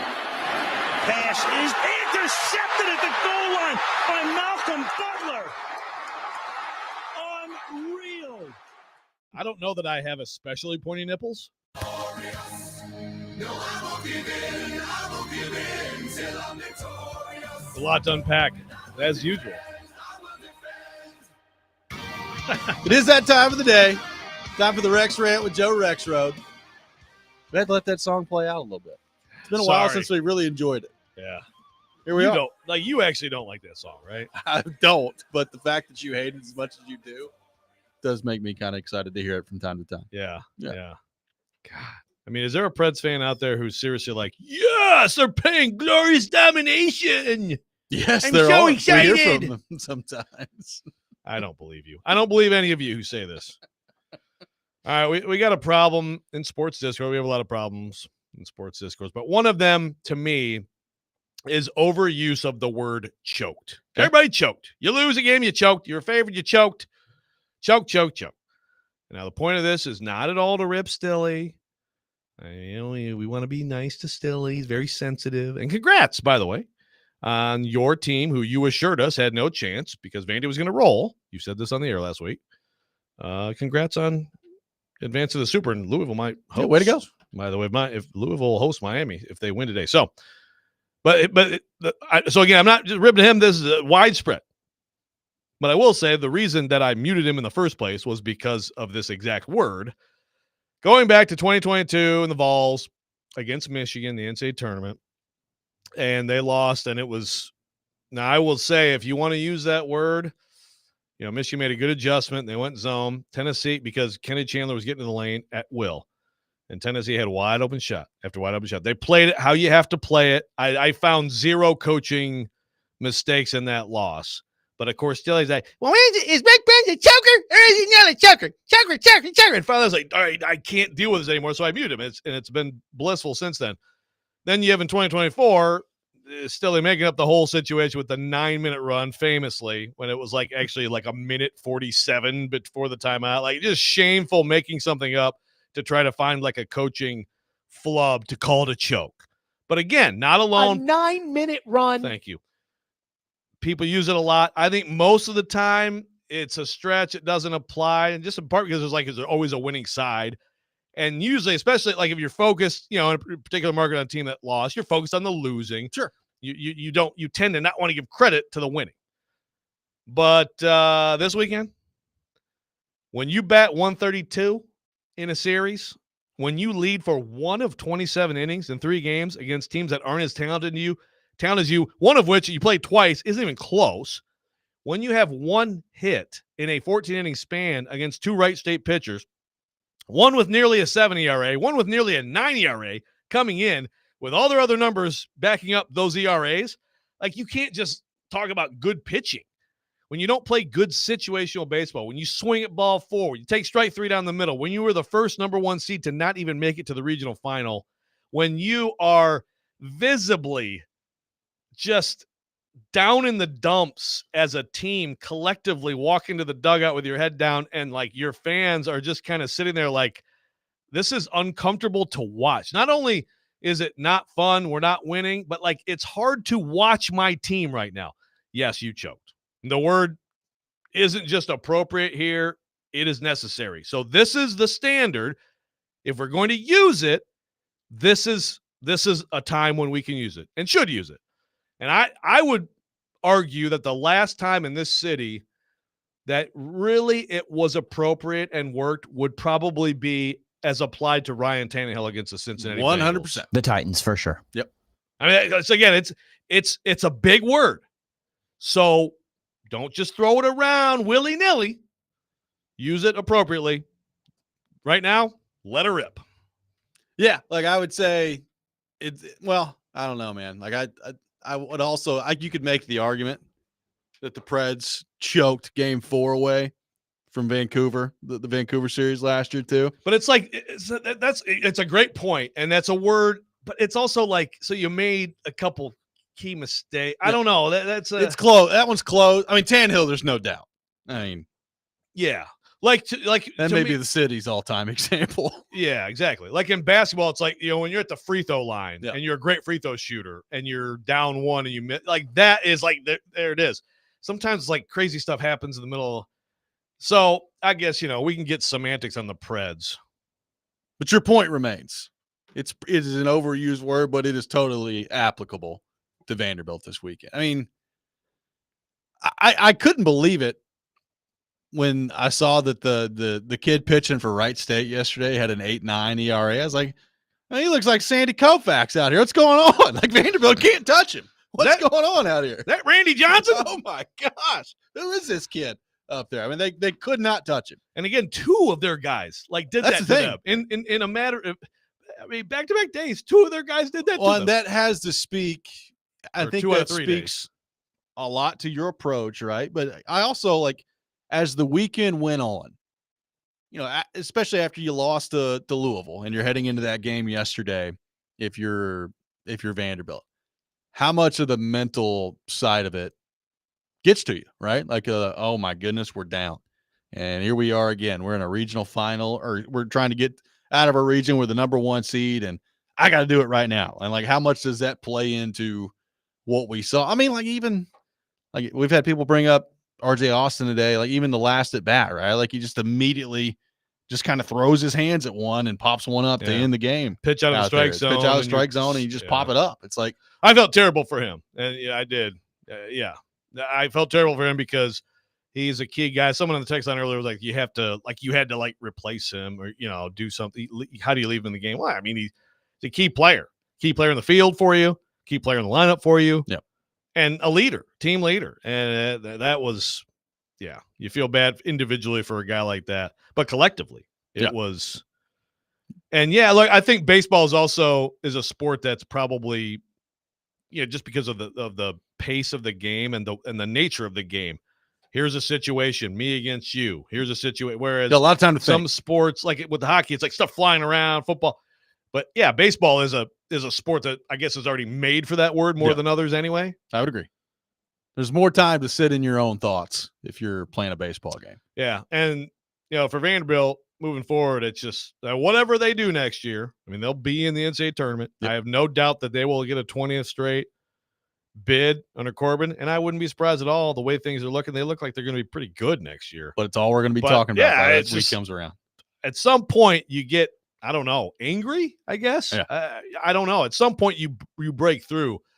But this was the year where you really had to end it, and instead it was actually the worst of all. It was the worst of all, and now, again, I'm not really a huge believer in they were talking about the most recent example was the Carolina Hurricane stuff. They're like, well, they haven't won a Eastern Conference final game and they've lost like 12 in a row. And it's like, okay, well, how many were like these guys there for? They were there for a few of them, but like nobody cares on the Hurricanes if you got swept in 2009. Like it has nothing to do with right now, right? So I think sometimes in sports we probably make too much of that.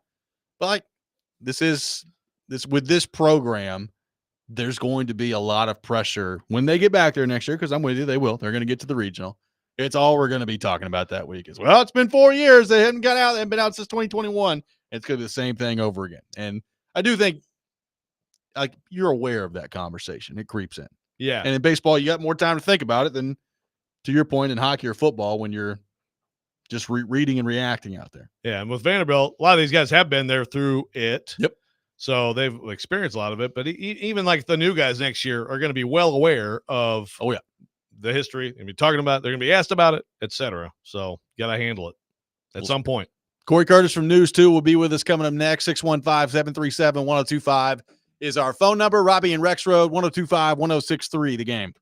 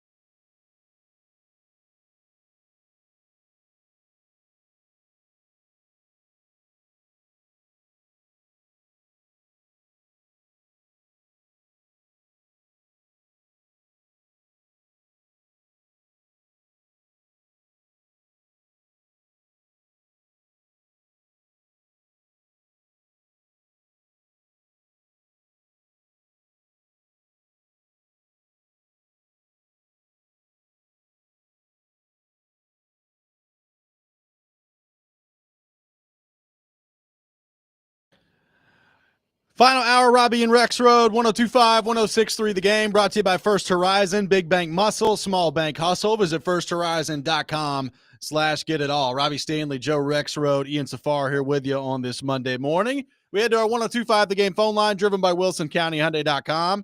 Welcome in our friend Corey Curtis, brought to you by Tennessee Men's Clinic. Corey, good morning. How are you? I'm just delightful. How are you? Doing delightful as well. Appreciate you taking time to be with us this morning. Is Joe here? Joe's here. I'm here. You're alive. He's live. I'm alive too. He made it. No tick bite this morning. We're all good. Everything's going well. No Rocky Mountain Right. fever. It's good. It's good. Corey, your shock level of what you saw from Vanderbilt baseball this weekend, becoming the first #1 national seed to not even make it to the regional final. I mean, it's shocking, but I say I've seen it before. We haven't seen him not make the regional final before, but I've seen it before. I mean, we saw the David Price team lose to Michigan in the regional. I covered South Carolina for years, and I saw them come up short, repeatedly before they finally broke through.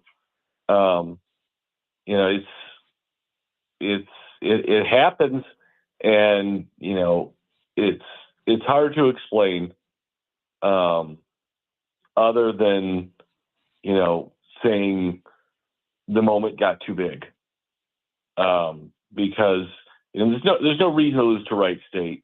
I don't care that they're a tournament team too. You're playing Wright State. Wright State's on their third pitcher at that point. 0 for 14 with runners in scoring position. I mean, that's just it's not good enough. And I don't mean to be mean, but they got what they did.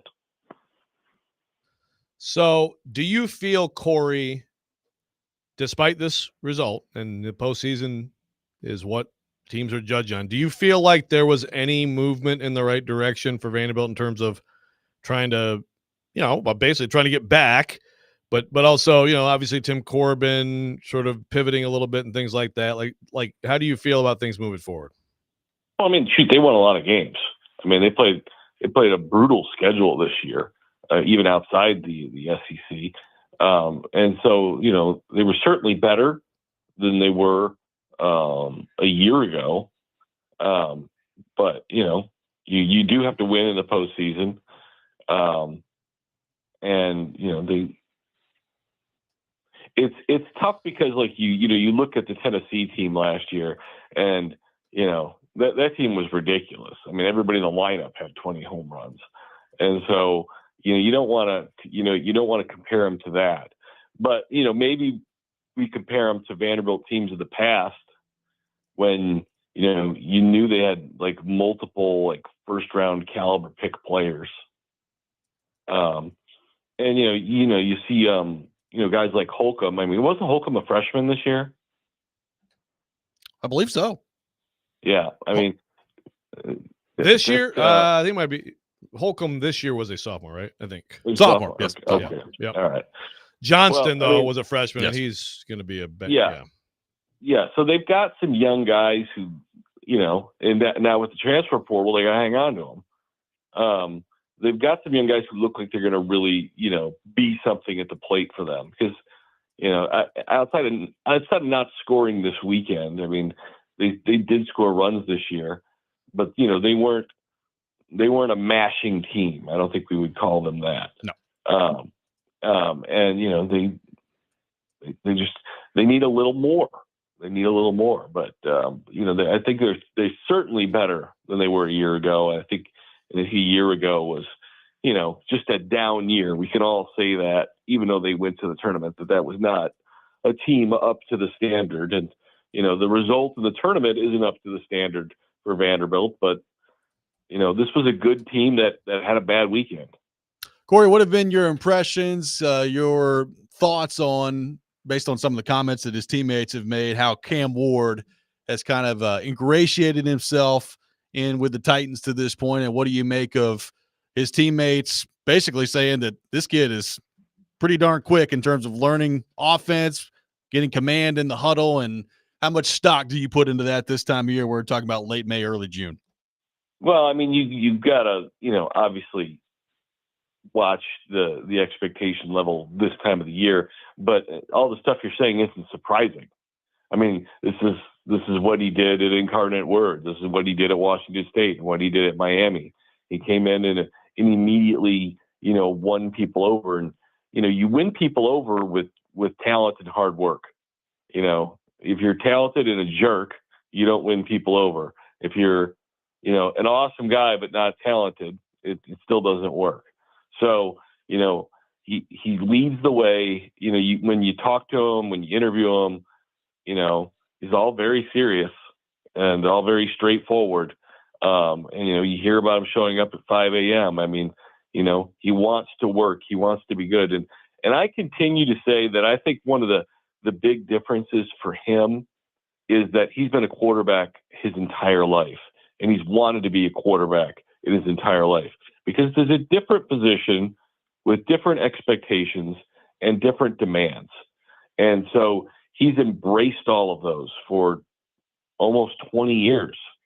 And so he's learned in that position. He's learned to play the game in that position. He's learned to lead in that position. And so I think a lot of that is showing right now. As a awesome, untalented guy, I take offense to your prior analysis. Have we asked you, Corey, about this? I don't think so. About it's like the opinions vary widely on the Brian Callahan attempt to foster more leadership. What do you think of that? Well, I mean, the players all seem to be on board with it. And, they need more leadership, for sure. And I think I applaud him saying leading by example isn't good enough, because he does need guys to pull guys along.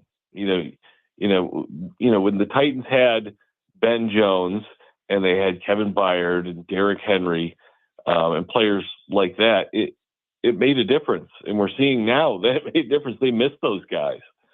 And so, the players, that are accomplished, the Tony Pollards, the Calvin Ridleys, and Jeffrey Simmons and such, they do need more from those guys. They need those guys to really, set the example and set the expectation for the younger guys, as to, what is good enough and what is not. And, we all know the difference between being accountable to your boss and being accountable to your coworkers. Robby may not care about you at all, Joe. But wow. I think if he has a terrible show, he feels bad for you. Jeez. At some point you get numb to things. At some point you get numb to reality. Good gracious. Joe, Robby may hate you, but it's okay. Look, you were especially farted up today.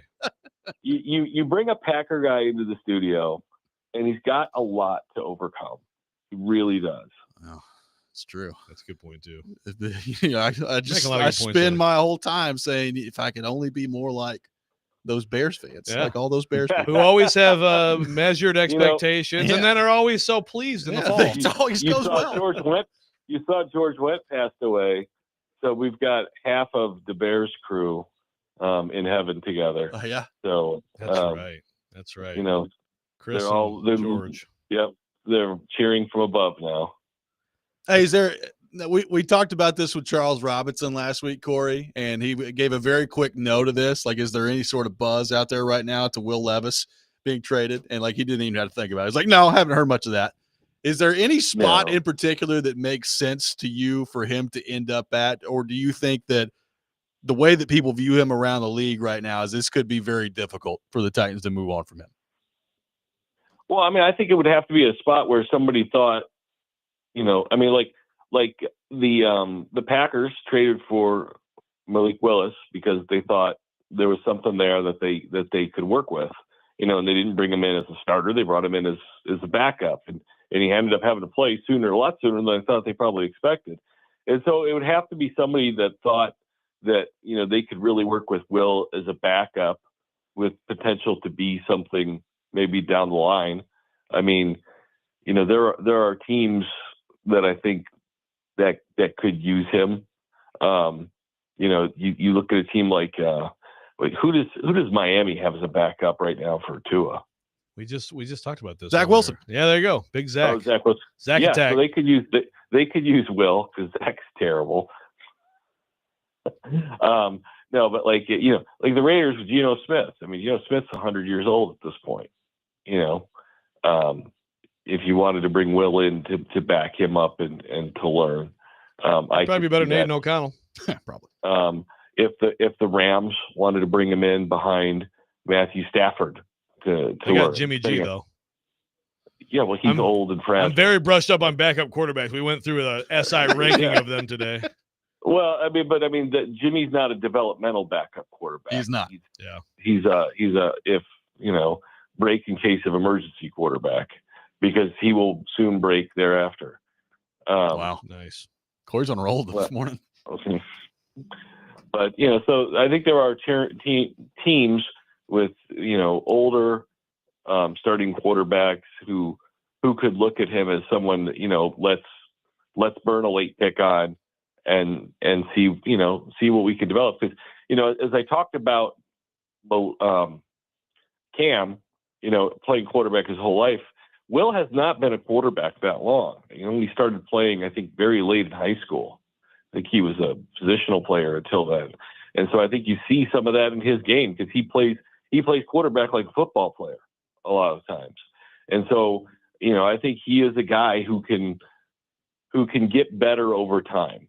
And, you know, we'll see where he is, you know, in the league. You know, it may never work out, you know, but maybe in 4 years or whatever, you know, he gets out there and he looks more comfortable.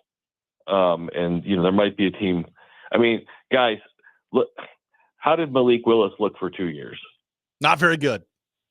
He looked worse than Will Levis did last year. Significantly. Yes. And somebody used the 7th round pick on him. So now he's a number 9 backup quarterback in the NFL. Apparently so. According to SI.com. And why? Because he improved significantly. I mean, he took a massive, massive jump in 1 year.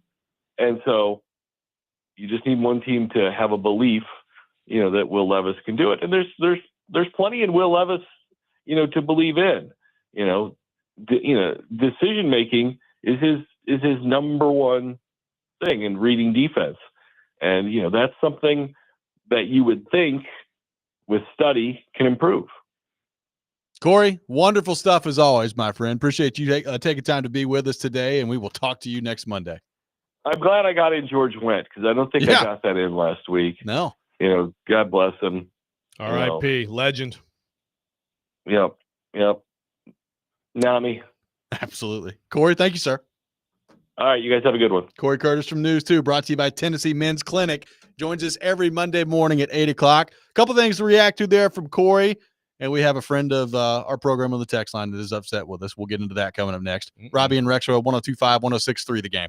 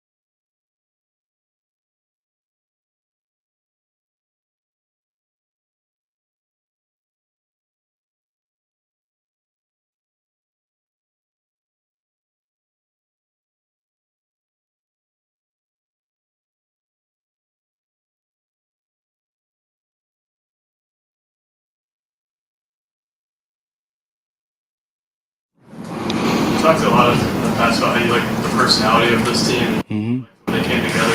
Is that something that makes this thing a little bit more? Yeah, I love them. I mean, I love them. I'm just bummed I can't, be with them. That sucks. I mean, it really sucks. And, I'm on the tail end of, I don't take anything for granted. I don't need a damn life scare to appreciate what I'm doing every day.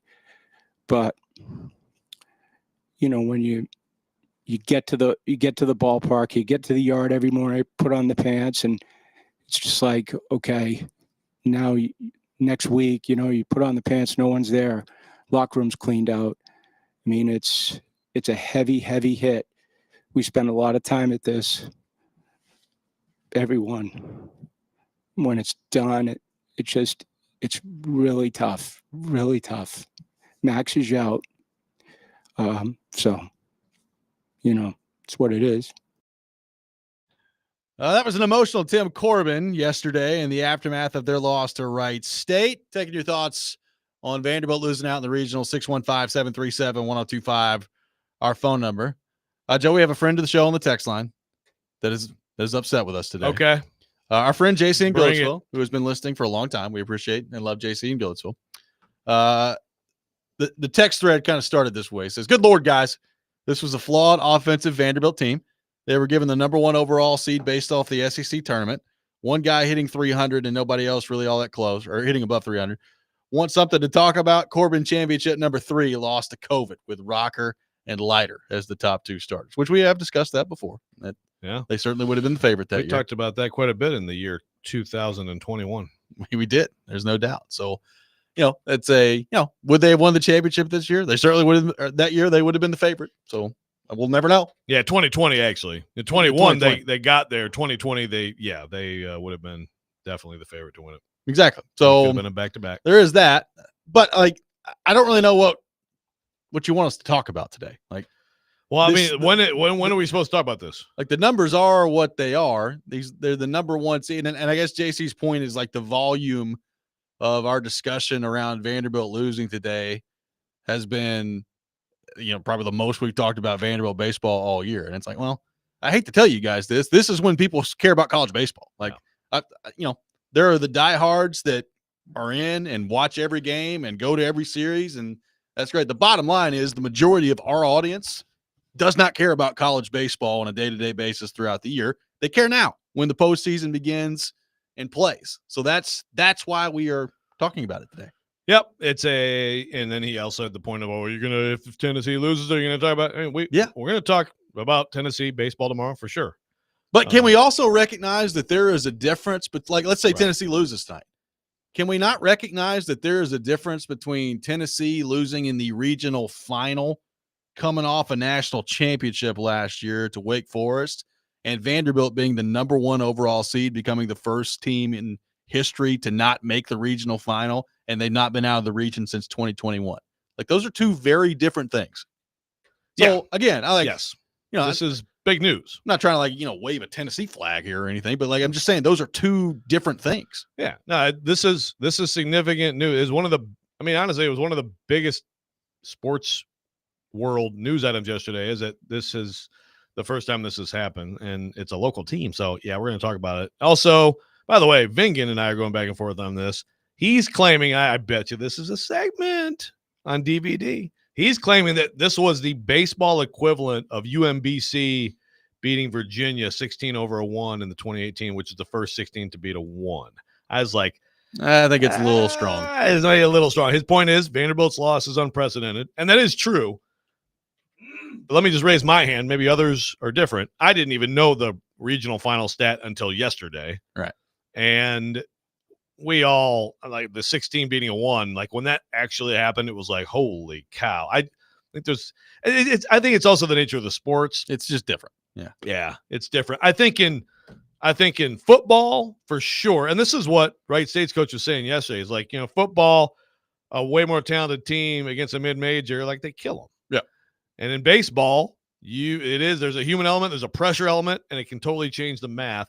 And I think in basketball too, usually you handle it, and if you're that much better, you You beat Well- the team. Now, in that game, UMBC shot the lights out. Virginia couldn't do anything right. So they didn't handle the pressure there either. I just think that's a little bit bigger deal. Well, in baseball, like, I'm not saying that this is what happened yesterday, but in baseball, there are situations where you can absolutely hammer the ball and it just goes right to somebody, right? Like that did happen a few and times. It Vandy. did happen a couple times, but by and large, that was not the issue for Vanderbilt. It was just as we've talked about the approach that they took and some of the decisions that they made. But I just think it's a different, like in football, a lot of it comes down to the offensive line when you're talking about those matchups. I mean, there's just nothing that the less talented team could do, right? They're just getting pancaked. Baseball is made for anything can happen on a given day. Of course. That's why we say these midweek game, right? These teams lose in midweek games all the time.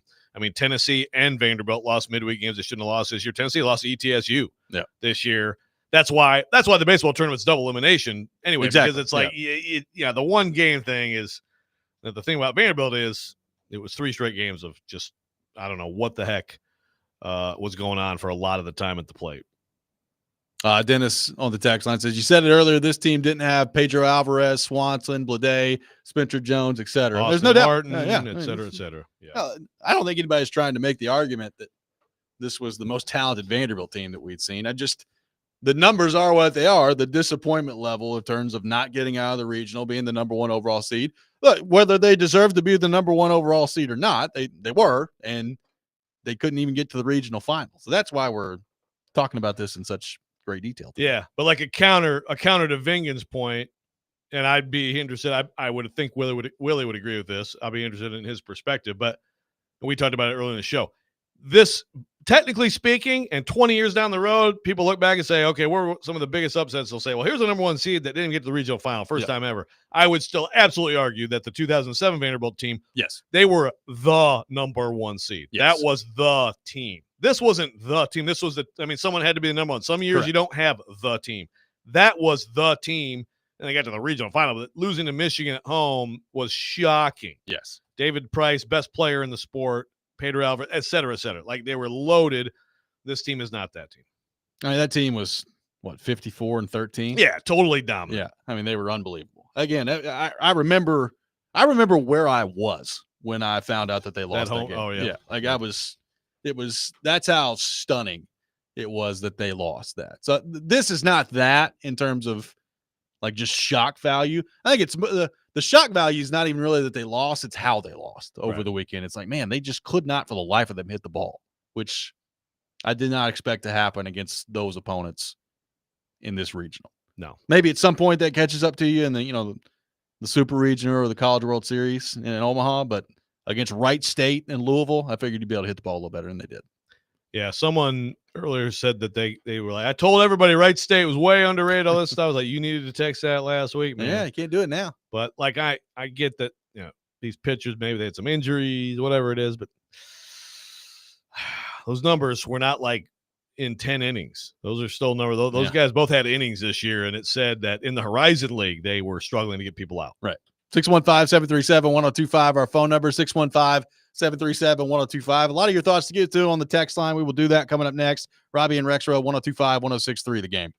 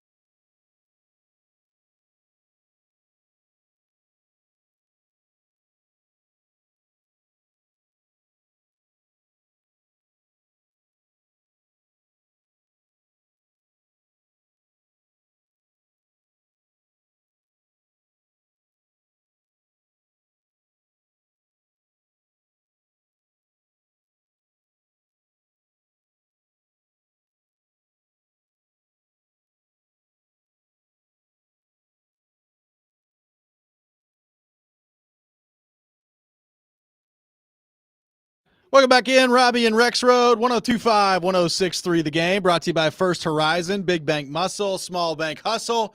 Visit firsthorizon.com/get it all. Taking your thoughts on our phone and text lines, driven by WilsonCountyHyundai.com, 615-737-1025.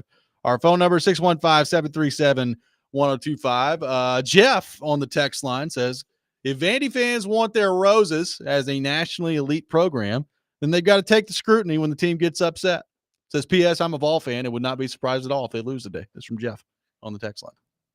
Well, I agree. I mean, I think Vanderbilt fans are, I don't know, some combination of some range between upset and depressed right now. Yeah. Right? But you should be, right? Yes. Like Exactly. First off, it shows you care. And secondly, I mean, look, it's a credit to the Vanderbilt baseball program and what Tim Corbin has built, that the expectations are what they are, right? Like the fact that this is unbelievably disappointing the way it is, and the fact that, as I said earlier in the show, in the grand scheme of things, it really hasn't been that long since you were in a College World Series final in 2021. It's not that long ago, but the fact that it feels like forever, I think shows you, I mean, it's a couple things. Number one, it's your rival in Tennessee kind of ascending the way that they have. And number two, it shows you what the expectation is with Tim Corbin and Vanderbilt and their program of how good they've been, right? So you've got all of that kind of working together. Yes. It's just that when you go from the final game against Mississippi State and you lose, and you don't get to the second weekend in this long, that's the stunner. Because not that getting to the second weekend is anything to sneeze at, but it's just built an expectation. Also, to your point about Tennessee, they have not missed getting the second weekend since 2019. Right. So in the same time frame, again, this year you finally beat them 2 out of 3. You win, you have fun, you're talking some trash, and all that's great. Then you kill them in the SEC tournament. Oh, you flip the tables, but you're tonight about to possibly watch them punch their ticket again and keep getting to places you suddenly can't get to in the postseason, which is where everything is. That's what it's all about. I mean, I guess it's true in any sport. It's all about postseason. Exactly. But I think to your point on baseball especially, and this is where I think pressure is an interesting thing to think about in terms of, because you're right. I mean, look, for me, I mean, in the beginning of April, I'm completely focused on like the Final Four. Right? And some people are into it and watch these baseball teams all season, and that's awesome. But a lot of people, you start to pay attention around mid-May, and you're gearing up for the postseason. So, like, the attention is so not there, and then it's so heavy. And I do think you have to consider that when you think about a team like Vanderbilt this weekend, again at home, just looking like it just hates to play baseball. Well, and frankly, we live in a part of the country where I think college baseball and how people view it, like, I think it's a good thing that everybody cares this time of year, right? Like, you know, obviously, if you're a college baseball diehard, like you want people to care about a game in March the way that you do, right? And I get that, I understand it, but I mean, whether it's been Vanderbilt and some of the runs they've gone on to the College World Series, or Tennessee recently with some of the runs they've gone on, like, we live in a part of the country where that's probably a little bit more heightened than it is in other places in terms of the interest level in college baseball this time of year, which is good. It is. I'm all for it. And by the way, the big day for the SEC today. Yeah. They have 2 teams so far that have advanced. They've lost Georgia. They've lost Florida. They've lost Mississippi State. They've lost Vanderbilt. They've lost the team that has been number 1 a lot of this year, Texas. Yeah. Schlossnagel. You know, Texas A&M fans have got Texas A&M fans, you better build a building for UTSA. Like, build them a batting cage or something, right? For knocking Texas out. You got to love that. But, I mean, take some of Jimbo's money. Yeah, exactly. Yeah, exactly. You have plenty of money there. It's a high-level academic institution. So today you got UT, again, Texas and UT. This is UT. So you got UT against Wake to try to play Arkansas, which would be the best super if it happens. You got Oklahoma, uphill battle against North Carolina. You got 4 teams, I think, that can still get there, but very disappointing. The Women's College World Series, you got 3 of the 4 teams left, including UT, are SEC teams. Wild win for UT over UCLA, but in the baseball, right now the ACC might have some serious bragging rights, depending on how things break today, over the SEC. ACC has 3 teams in supers right now. SEC only 2. So I I like any ACC or Big 12 like win in any sport now. I'm like, yay, good job, little guy. Any Vandy fans going to make their way to Knoxville today for the regional final? It's the same colors, Wake Forest. You just get out there and kind of blend in, right? That's some hate watching right Yeah. there. I do want to shout out, Mitch Light. His son is a Wake Forest student who went with his dad to watch the disappointment, but he might be rolling out there to go see his Deacon, see if they can pull it off. But yeah, Vanderbilt fans are nervously hate watching today. Get in there. I mean, look, I saw some of it started yesterday. Obviously there's the immediate jabs when they lose.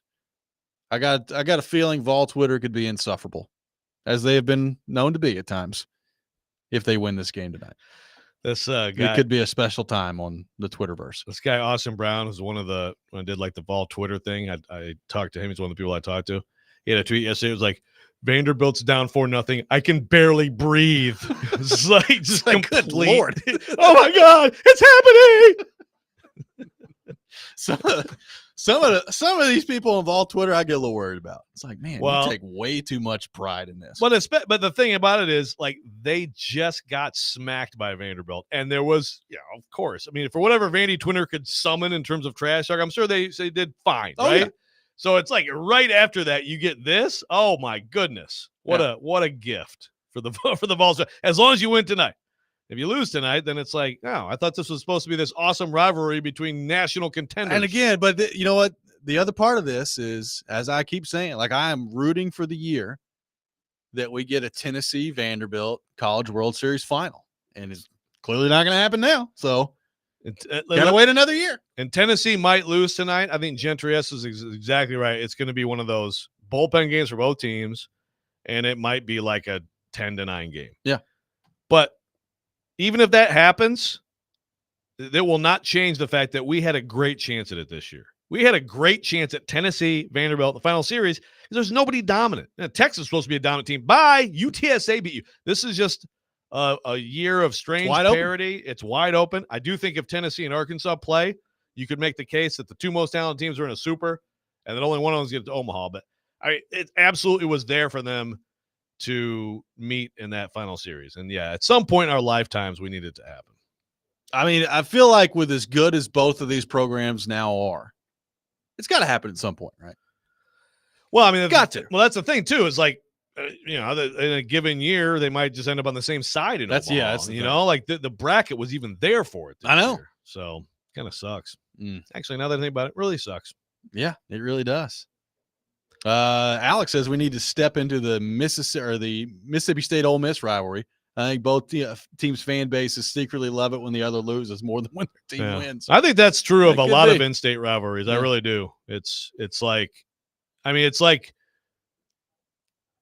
pick your, it's like, would you rather win when they also win, or would you actually be okay losing as long as they do? I think some people are like, I can't handle them winning. I can't handle them winning at all in any way ever. I don't care if we lose every game as long as it's not that one. That's right. Some people operate that way. Well, Ole Miss, I think they got it on the line today too. I think, right? Mississippi State's out. Ole Miss got Murray State tonight. That's right. Murray State's been one of the big surprises. So yes, those Mississippi State fans who you got bounced yesterday, a lot of hate watching. A lot of hate watching going on in the SEC. Dylan from Antioch asking if I want to take a victory lap about Scotty Scheffler winning another golf tournament. I will. Rexrode was all in on it yesterday, so I'll let him do it later too. Yeah, I mean, I was actually hoping we could be a little more extensive in breaking it all down, hole by hole. So maybe tomorrow. Yeah, maybe tomorrow. We got time tomorrow. We got an audio clip that I am very excited to hear that Ian has put together coming up next regarding a development that took place earlier in the show. We'll get into that. Robby and Rexrode, 102.5, 106.3 The Game.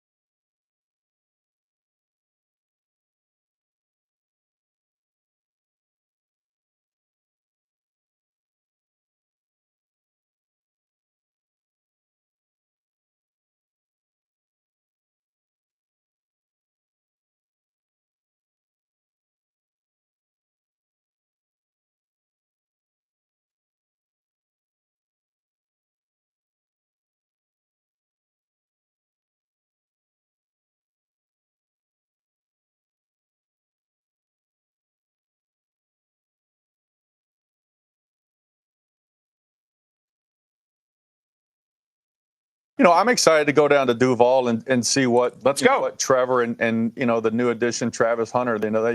They gave up a lot of draft capital to go up and get Travis, and they believe in him. They think he's a generational player, and they've got Brian Thomas Jr. there, who had an outstanding season last year. And most of these good quarterbacks and good teams, they have more than one receiver, because defenses, they'll just tilt the coverage to whoever the primary target is, and then you've got nobody else to throw to. Well, now Jacksonville has Travis Hunter, and I'm excited. Trevor, it's a big year for Trevor. He's got to continue to take a step.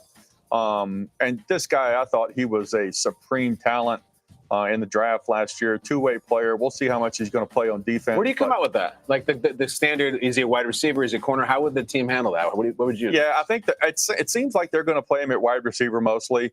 And then, he'll dabble some over at corner. When I was in New England, we did it a couple times out of necessity with Troy Brown and with Jules. Yeah. I think that Travis may play a little bit more, defense than Jules did, but I'm excited to watch Trevor and Travis, out there combined with BTJ. That's John Robinson on Good Morning Football this morning, offering the analysis on the Jacksonville Jags and Travis Hunter. He sounded good there, except that was a great opportunity to rip them for not realizing that Travis Hunter should be an all-time great cornerback. John, come on, man. And also, you had a chance to say Duval. Give Duval just a little extra.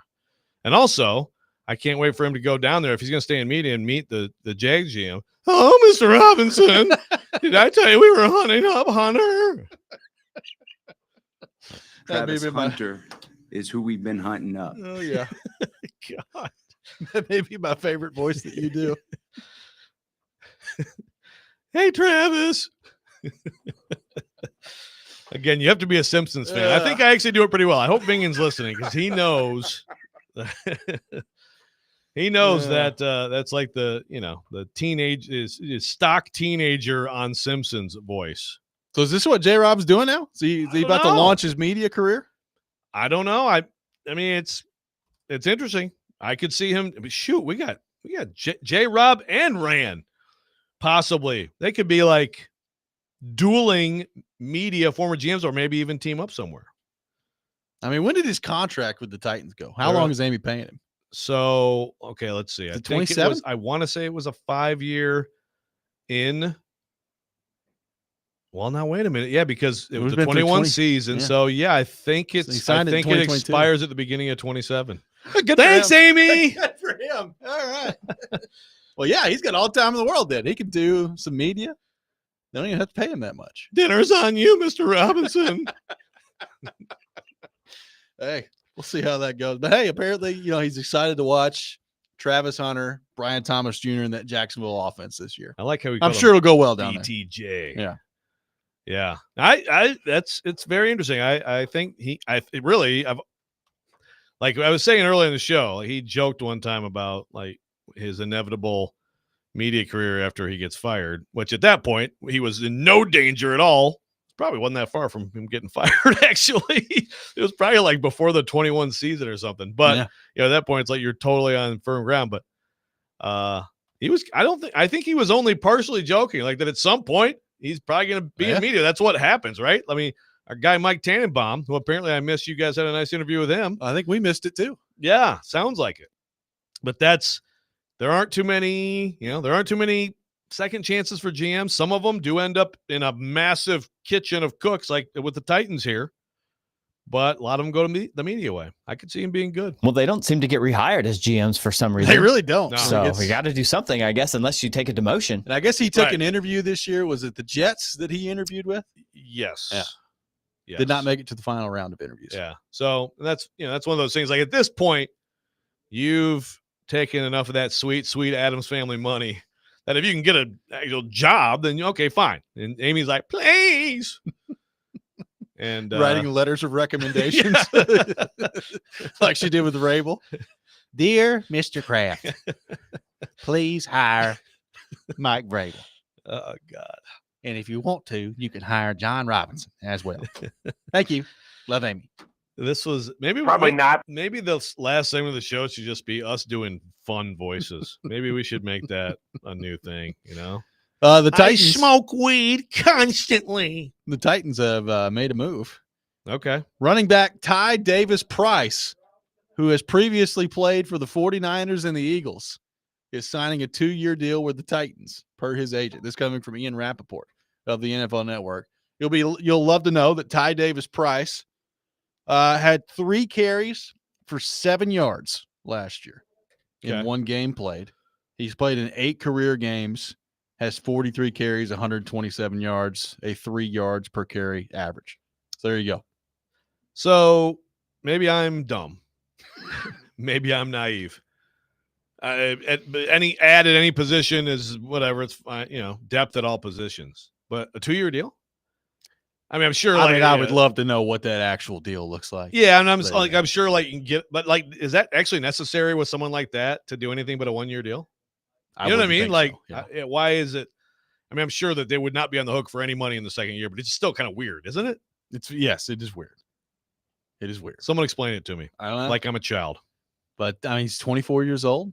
Went to LSU. Ty Davis Price. 3 carries for 7 yards last year. Interesting. I would not take that because I know whenever there's a signing and you're like, okay, what does this mean? I probably wouldn't take it as anything but a camp body. But again, Super Bowl champion. 2-year deal. Yeah. Won Super Bowl last year with Philadelphia. Yeah, on the practice squad. Yeah. Big time. Still get a ring. He's around Saquon and it just kind of, osmosis. He's going to run his tail off this year. There you go. Yeah. Saquon mentored him, and now he's ready to come here and unleash it. I mean, in all seriousness, that's going to be – I don't know how much he's going to factor into it, but that's going to be a position that when camp comes around is going to be really interesting to monitor. Like, who's the third back for the Titans? Is it Mullings, who they just drafted? Is Chestnut going to Your end up boy being Chestnut the third guy? Joe might be in trouble. He's just hanging around at this point, so I'm interested to see how that goes. I guess I would assume it would be Mullings, but we'll find out. Yeah, always been a fan of Chestnut.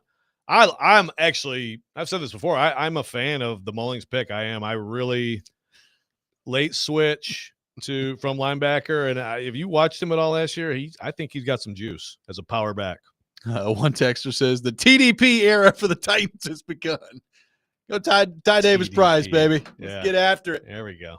Hey, good for them, adding some depth out there. Al loves it when I break out the Edith card. I didn't really go full Edith there, but we'll save that for. I like doing it in Paul's face. I do too. I think it's one of the best things that you do. Even though Corey Curtis was taking shots earlier, it says apparently I don't like you. That's what he said. Wait, what did he say? Corey Curtis. He was like, Robbie may not like Joe. I don't know. Well, also Robbie, man, like when Joe sucks as usual on the show, Robbie may not say so, but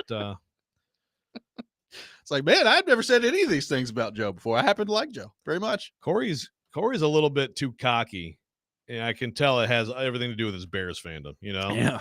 He's a little bit too cheery these days, and it's because Bears fans in the off season are like the most glorious sports fans in the world. Yeah, like everything is lovely because they just know this is the year it's going to change. God, I need them to suck. I do too. It's going to be awesome. I've loved watching some college baseball this weekend. It's been fun. I'm looking forward to watching some more tonight.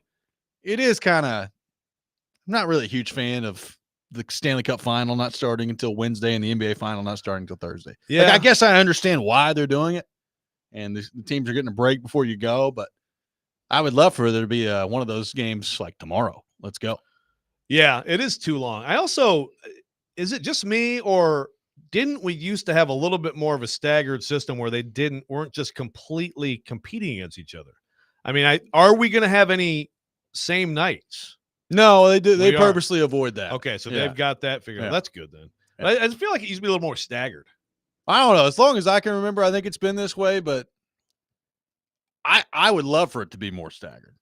Yeah, that's just me. Like, first off, you're the NHL, you need it to be more staggered. Like, get yourself isolated to where people can watch. No doubt. Real quick, Caleb, mic drop. He said he just left Chicago. He can confirm that these Bears fans are way too confident. I'm sure it'll go well for them. God, I need it. Sure, it'll be nice. I need it. That's going to do it for us today. We'll be back 6 a.m. tomorrow. Chasing Big Joe up next. You're listening to 102.5, 106.3 The Game.